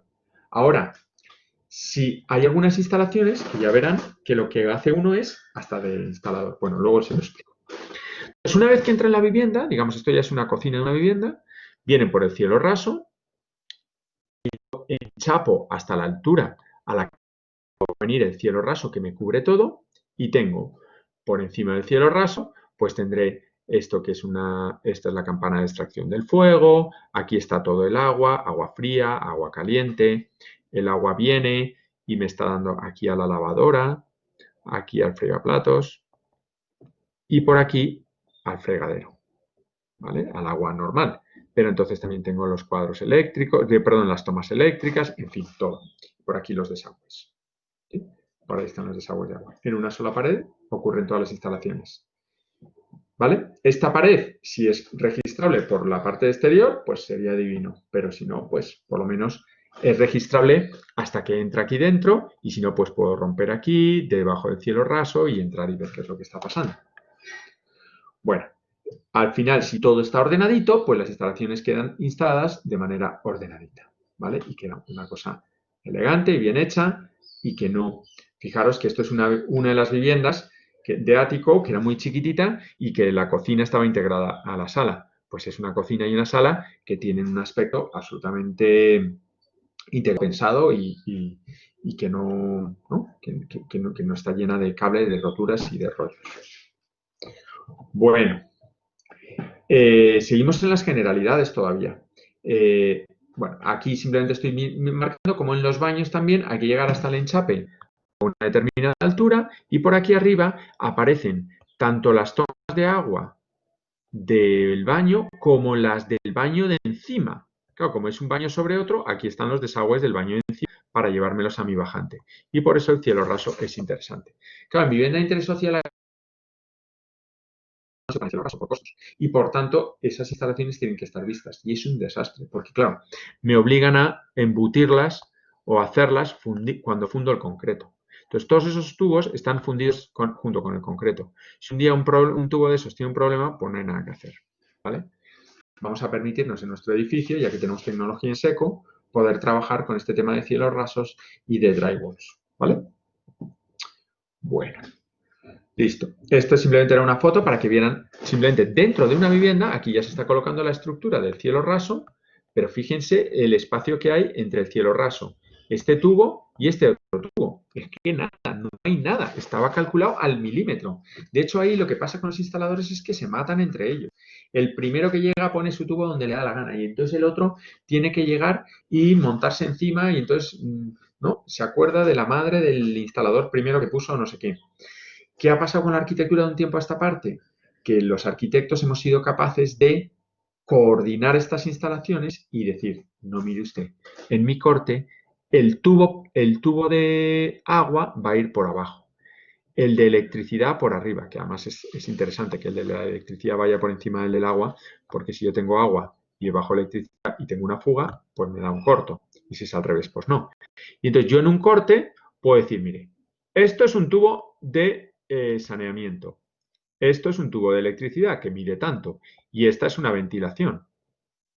Si esto mide 20, esto mide 5 centímetros y esto mide 10 centímetros, acabo de saber cuál es la distancia que tengo que dejar en el cielo raso en cada uno de los edificios. 25, 35 centímetros, mire usted, no puede dejar menos de 35. ¿Listo? Y le hace un esquema de estos y cuando venga un tipo y coja la instalación de ventilación, que es la primera que se coloca, y la coloca aquí abajo, pues le llegas y le dices, va usted y lo desmonta. Y la sube y la eleva y la pone pegada ya. ¿Sí? Eso es el deber ser de la construcción. Poner planos que se cumplan. ¿Cierto? Y si no, se desmontan y se vuelven a hacer. Bueno, listo. Entonces, bueno, aquí luego ven, se ponen los otros parales y se tapan, ¿no? De esta instalación les hablaré luego, que es una instalación muy interesante. Entonces ahora, son las 12:55, voy a ir pasando por algunas de las instalaciones hasta donde me quede y luego mañana o el próximo día las terminamos, ¿vale? Primero, calentamiento de agua. El agua hay que calentarla, pero claro, yo la puedo calentar de cualquier manera, con gasoil, vamos a decir, ¿verdad? Con una caldera de gasoil, o la puedo calentar de una manera amigable con el medio ambiente. Y entonces nosotros hicimos todo un pensamiento sobre calentamiento de agua por condensación y con distintas fuentes de energía. Entonces, nosotros teníamos bastante espacio en la cubierta, que luego veréis que se llenó de cosas. Entonces dijimos, si tenemos espacio en la cubierta, podemos tener placas solares. Las placas solares, ya les digo que las placas, esta es mi interpretación, ¿eh? O sea, habrá un tipo que sepa más que yo que les dé otra interpretación. Pero la mía, después de haber hecho varios edificios, muchos edificios con placas solares, les digo que la energía fotovoltaica está todavía en pañales. La energía fotovoltaica todavía es muy cara. Además, cuando yo recupero energía, tengo que meter unos acumuladores de energía para que me la guarden, que son inmensos, que me ocupan un espacio horrible y que cuestan muchísimo dinero. ¿Vale? Entonces, es un sistema que todavía no está muy conseguido. O sea, si es de consumo inmediato, es decir, yo pongo un eléctrico y que me enciende una linterna, pues eso sí funciona. Pero para un edificio que tiene consumos, tiene picos, tiene altas y tiene bajas, es muy difícil. Necesito unos acumuladores eléctricos muy grandes. Entonces, y además es muy costoso. Sin embargo, el agua calentada por el calentamiento de agua, luego les explicaré esta tecnología, en la que yo meto un producto que se llama glicol, que es un anticongelante. ¿vale? Es como el anticongelante de los carros, lo mismo. Lo meto por una especie de plancha de vidrio, ¿sí? Y esta plancha de vidrio la pongo al sol.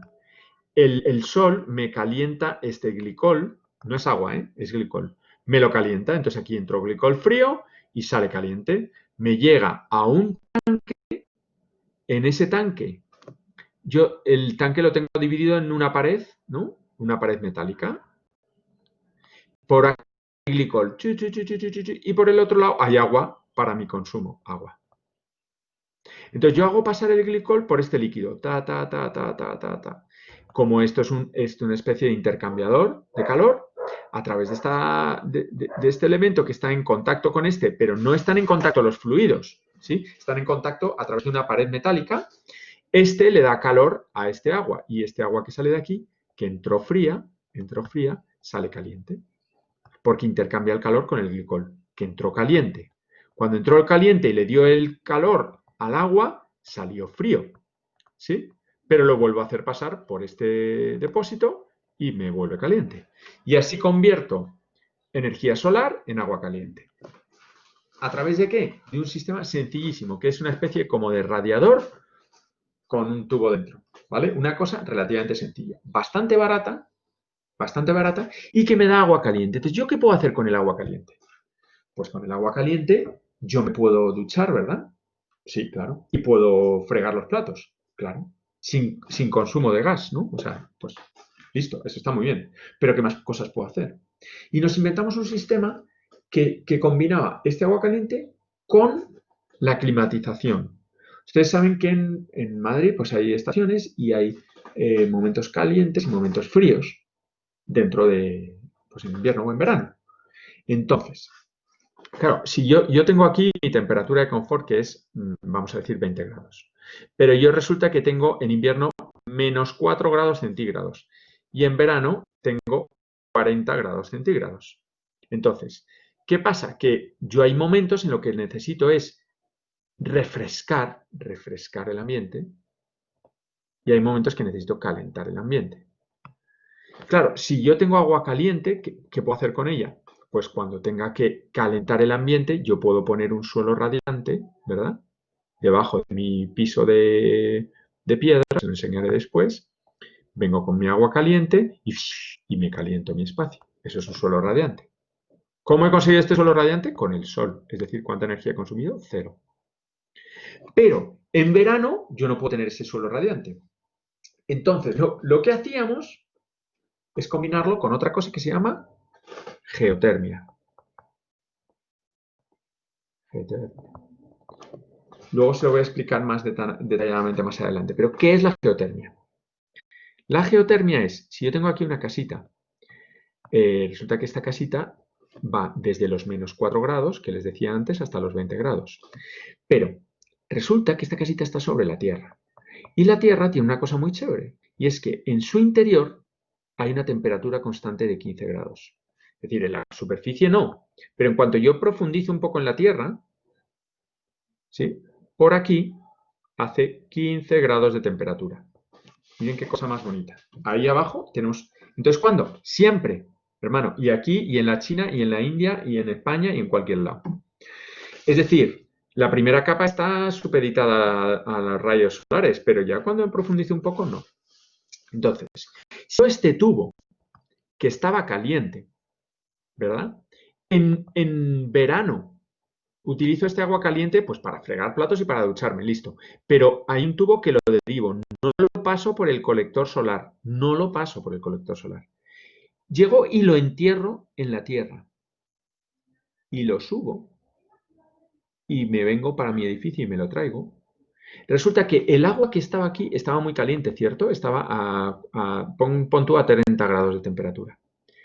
Lo meto dentro del terreno. ¿Y qué hace dentro del terreno? Intercambia calor con el terreno. Le cede calor al terreno porque el terreno está a 15 grados. Y el agua que ¿sale a qué temperatura? A 15 grados. ¿Verdad? Entonces, como sale a 15 grados de temperatura el agua, si ese agua la hago pasar por mi suelo radiante, me la llevo a mi suelo radiante, resulta que ahora el suelo radiante es un suelo refrescante. ¿verdad? Porque tengo 40 grados en la casa y tengo 15 grados en ese agua. Lo que sale del suelo es fresquito, no calor. ¿Cuánto consumo de energía he tenido? Cero. ¿Por qué? Porque lo he hecho a través de meterlo dentro del suelo, que el suelo tiene energía infinita.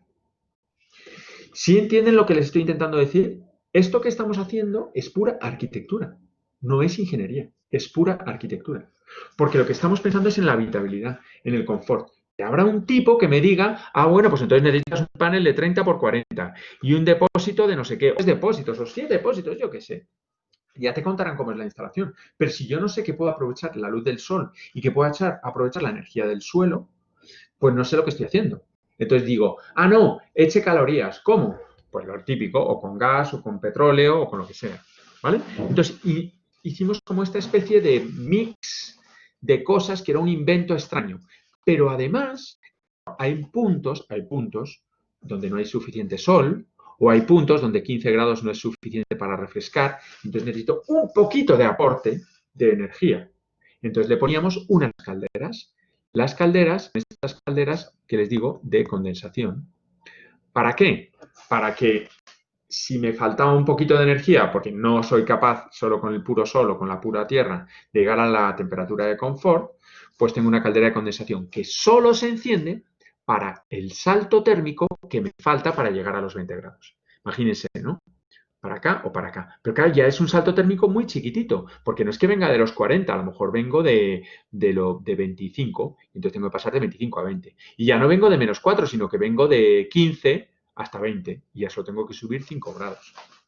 Entonces, ese salto térmico lo hacíamos con unas calderas de condensación, que son las que nos financió el Estado por llegar a la temperatura A. Toda esta instalación no la financió el Estado por llegar a una temperatura, por llegar a una certificación energética del edificio.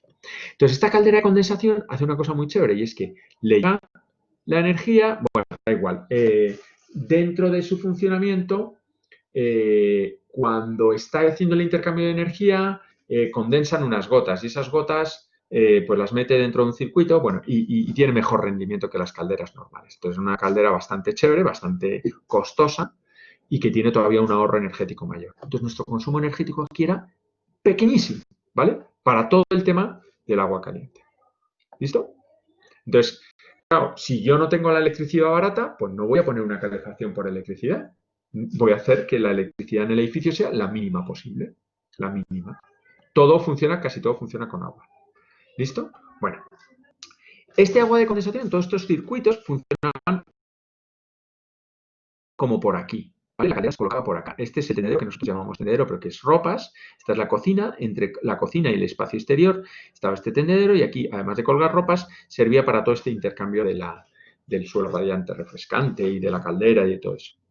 Y esto era esta pared. Entonces, claro, si ustedes como arquitectos tienen que prever esta pared.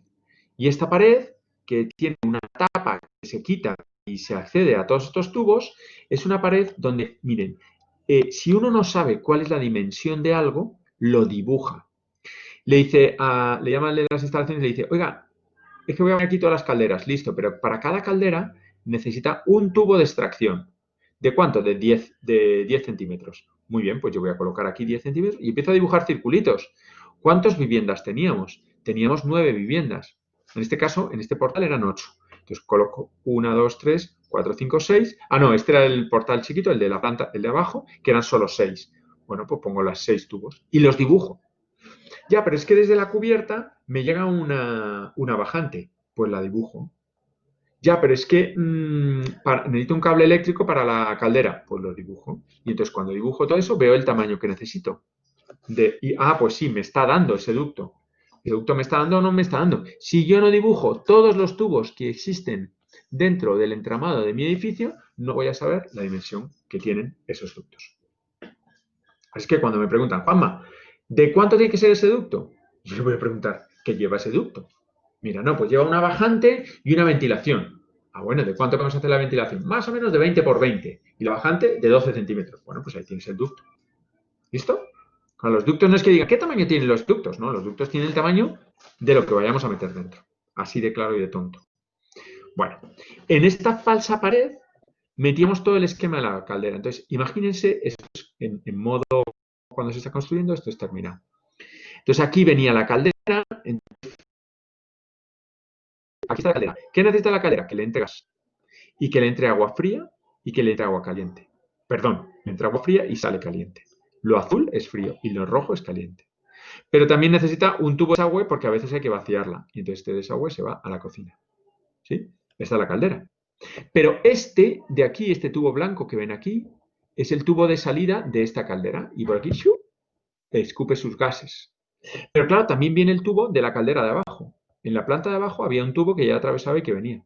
Y aquí está la bajante que les decía, que venía de la cubierta y que viene echando agua de la cubierta. Y además llevan los tubos, en fin. Ahí van viendo que la realidad, lo que ustedes dibujan, cuanto mejor y más pormenorizado esté dibujado, más real es. Y esto es absolutamente real. Al final le pongo una tapa de drywall y le pongo una tapa que esto es registrable y yo puedo quitar. Aquí estaba todo el sistema que estaba aquí abajo de la caldera, estaba todo el sistema de intercambio del agua caliente para cambiar de refrescante a caliente, a todo ese cuento que les decía. Aquí va la caldera, aquí va eso y aquí va... ¿Vale? ¿Me siguen hasta aquí? No les estoy explicando ningún sistema en concreto, les estoy explicando mi pensamiento como arquitecto para intentar hacer las cosas un poquito mejor, que es lo que me encantaría que ustedes le dijeran a Camilo, ¿vale? Y Camilo diga, ah, pero bueno, o a Camilo, o a Alejandro, o a Julián, ¿no? O al otro Camilo. No, es que voy a hacer esto tal, geotermia, y te digan, pero bueno, ¿y eso qué, no? Secreto, no le digáis que os lo he dicho yo, es una cosa vuestra, es de vuestra investigación. Energías hay muchísimas, ¿vale? Fuentes de energía, energías alternativas, hay pellets, hay biomasa, métanse en ese cuento, es súper divertido. Y uno puede combinar. Dice, no, es que me he ido yo ahora que estoy aquí en Villeta, estoy convencido de que se podría hacer una caldera de pellets que es de residuos de la serrín, de lo que queda de los aserraderos de madera, y podría hacerme una caldera de biomasa. ¿Por qué no? Y podría combinarlo con geotermia. Y anda que no hay sol en Villeta. Y poner un panel solar, pintar agua. Y con ese agua, ¿qué puedo hacer? ¿Verdad? O sea, todo eso es arquitectura pura, ¿eh? No crean que son instalaciones. Bueno, ¿qué pasaba en la cubierta? Pues en la cubierta ocurría que todas esas ventilaciones ocurrían en estos dos espacios. Fíjense, 1, 2, 3, 4, 5, 6, 7, las 8 calderas. Porque la caldera del agua estaba aquí y escupía directamente al aire. ¿Vale? Entonces eran las 8 calderas que venían. Y estas eran de esta cubiertita y de esta cubiertita, venían estas dos, se unían aquí a la bajante de aguas lluvias. Entonces esta es una bajante de aguas lluvias. ¿Vale? Uno va marcando en los planos todo. ¿Qué quiere decir todo? Que este ducto, miren, este ducto son, el primero es de ventilación de la vivienda del bajo, el segundo la ventilación de la vivienda del primero, del segundo y del tercero. Bajo, primero, segundo y tercero. ¿Sí? Esta es de los, qué sé yo, de las bodegas, de los trasteros. Estos son los aires acondicionados. Esta es una ventilación, ya no me acuerdo qué era. VA no me acuerdo qué era. De admisión creo que era. VES2 es que este es un tubo, este ducto va conectado con el sótano 2 y lo que le está metiendo es aire a no sé qué. ¿Sí me entiendes? Es decir, hay un momento en el que uno coge su edificio y lo pincha de arriba abajo y de abajo arriba y lo interconecta y le mete tubos que realmente uno se los imagina físicamente por dónde van a ir en vertical y con que le baja de abajo hasta arriba y de arriba hasta abajo. Y algunos suben y otros bajan. ¿Vale? Ese es como el esquema de cómo uno hace instalaciones. Fíjense ese ducto. Claro, yo lo dibujé aquí y había tubos en dos áreas. Oigan, 1:10. Me he pasado, ¿no? Señores, ahí va, me acabo de dar cuenta que me he enrollado y siguen aquí los 42. Me he pasado, ¿no?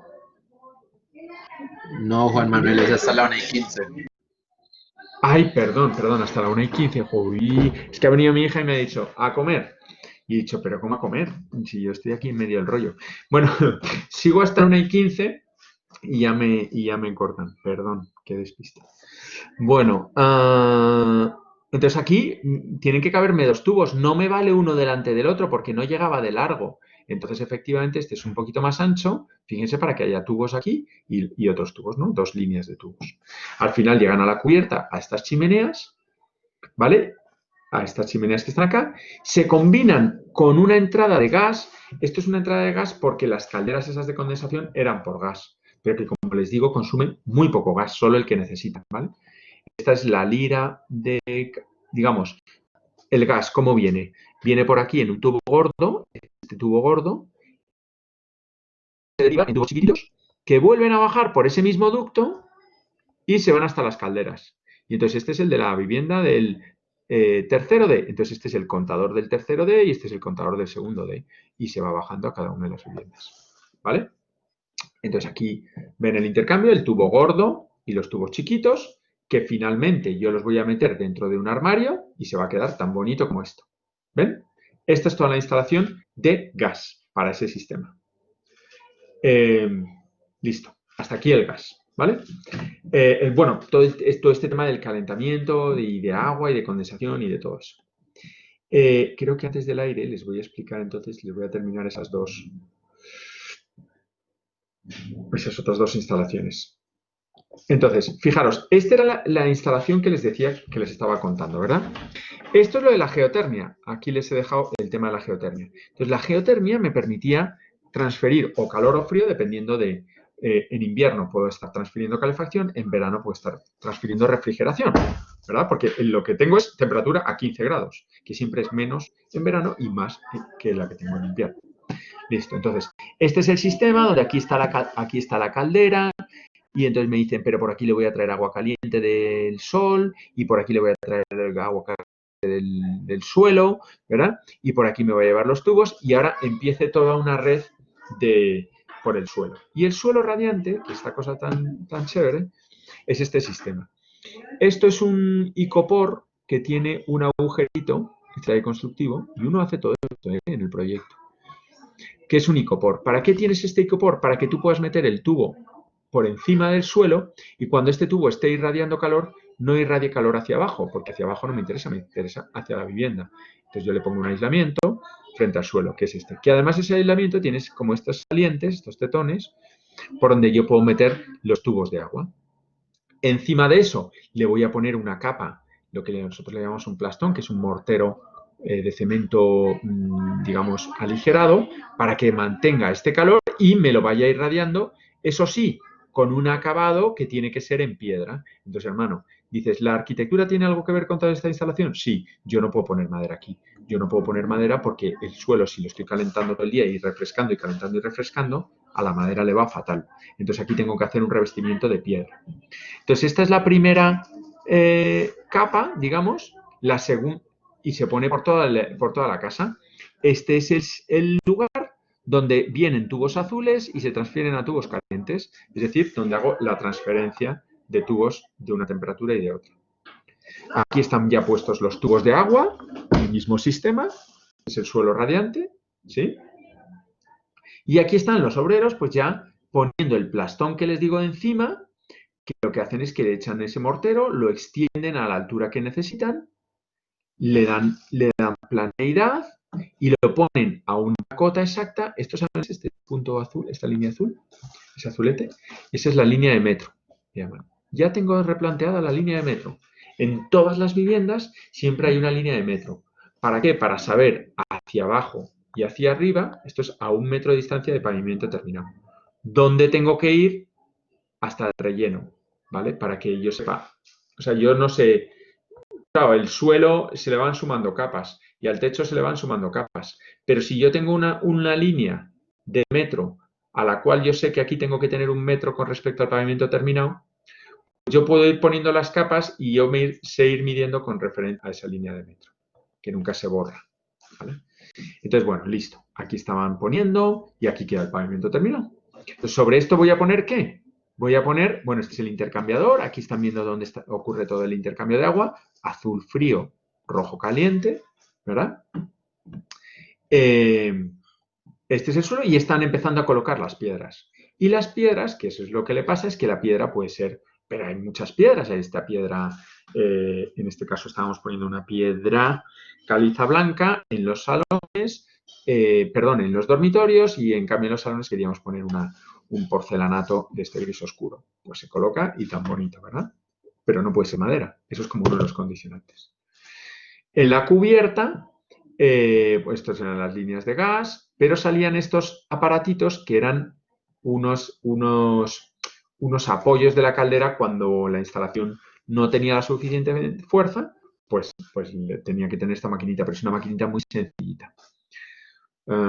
Y termino con el agua caliente solar porque va en consonancia con todas estas instalaciones. Claro, hay que replantear en la cubierta dónde vas a poner todas esas placas. El número de placas, lo que ocupan un resto de superficie, ¿vale? El sistema del agua caliente solar es lo que les explicaba. Yo meto agua fría, la caliento, meto este agua caliente por acá, que es glicol. Entonces yo tengo este intercambiador, por aquí meto el glicol caliente y por aquí meto el agua fría. Y entonces a través de este intercambio, sale agua fría, ¿vale? Ese es el intercambiador, interacumulador, ¿vale? Entonces, estos son, como arquitectos, que necesitamos saber que esto ocupa un espacio, que en el suelo de esta cubierta le tengo que poner unos lastres, estos se llaman lastres, son como piedras, como un lastre para que un globo aerostático no salga volando, son piedras a las que los clavo para que estos elementos no salgan volando. ¡Fiu! Y tampoco yo coja y atornille al suelo a una de estas placas, porque si atornillo estoy quebrando la lámina impermeabilizante y se me va a entrar agua. Entonces, pues nos inventamos nosotros esta forma de colocarle los lastres, ¿no? Por aquí está ocurriendo el tema del agua, que se va hasta el interacumulador y por ahí me intercambia. ¿Vale? Este es el interacumulador, por un lado entra el agua, perdón, el glicol, por el otro el agua y se intercambia. Listo, yo creo que esto no les cuento nada más porque ya son y 20 y mañana seguimos con otras instalaciones. ¿Vale? Entonces voy a dejar de compartir y turno de palabras porque les he dejado sin hablar y esto es de tortura la que les he hecho. Ay, no sé si he mantenido o no. Caramba, espérate.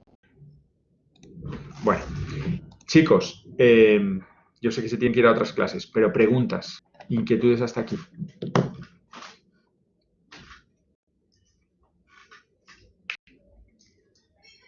¿Cómo se quedan?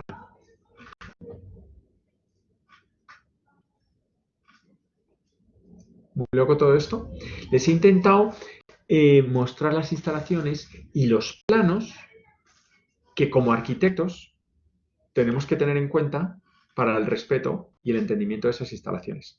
Insisto, el diámetro final, el tubo o la dimensión del ducto, no se preocupen, pregúntenselo al ingeniero, pero sepan que tienen que prever ese tubo, ¿sí?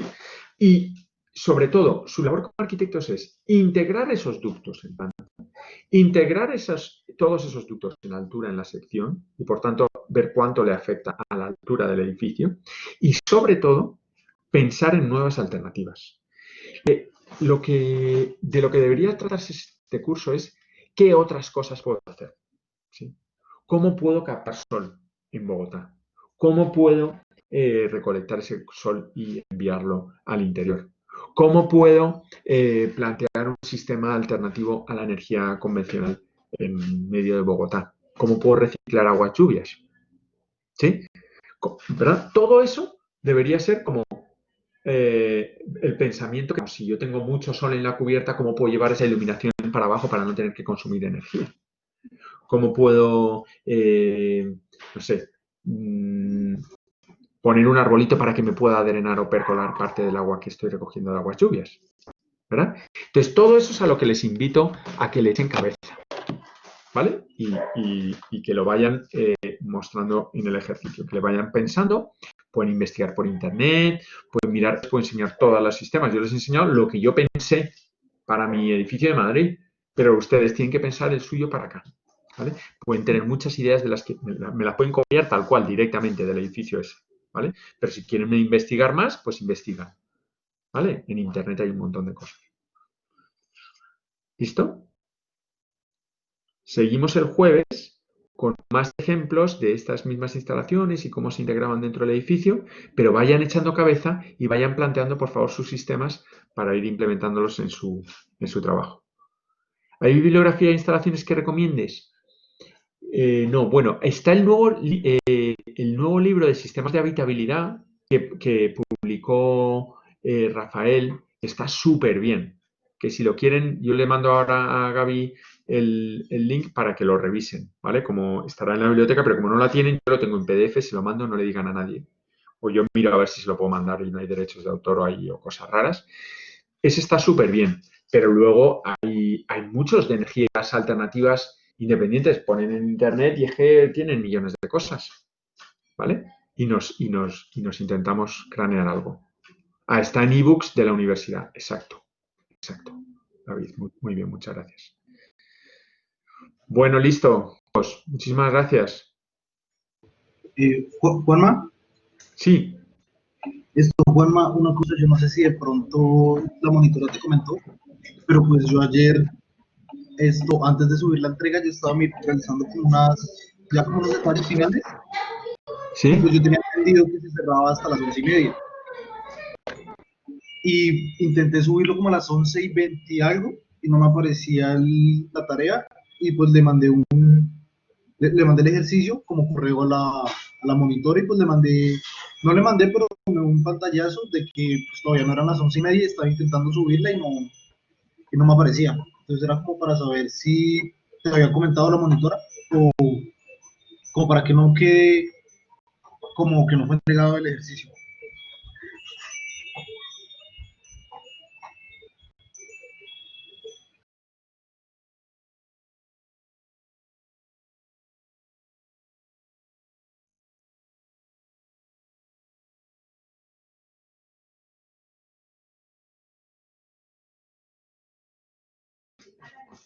Perdón, chicos, se me desconectó en el último momento. Me estabas diciendo, José, creo que era, que como que había llegado tarde a la entrega o tal. No te preocupes, tú, José, envíale la entrega a la monitora, ¿vale? Igual.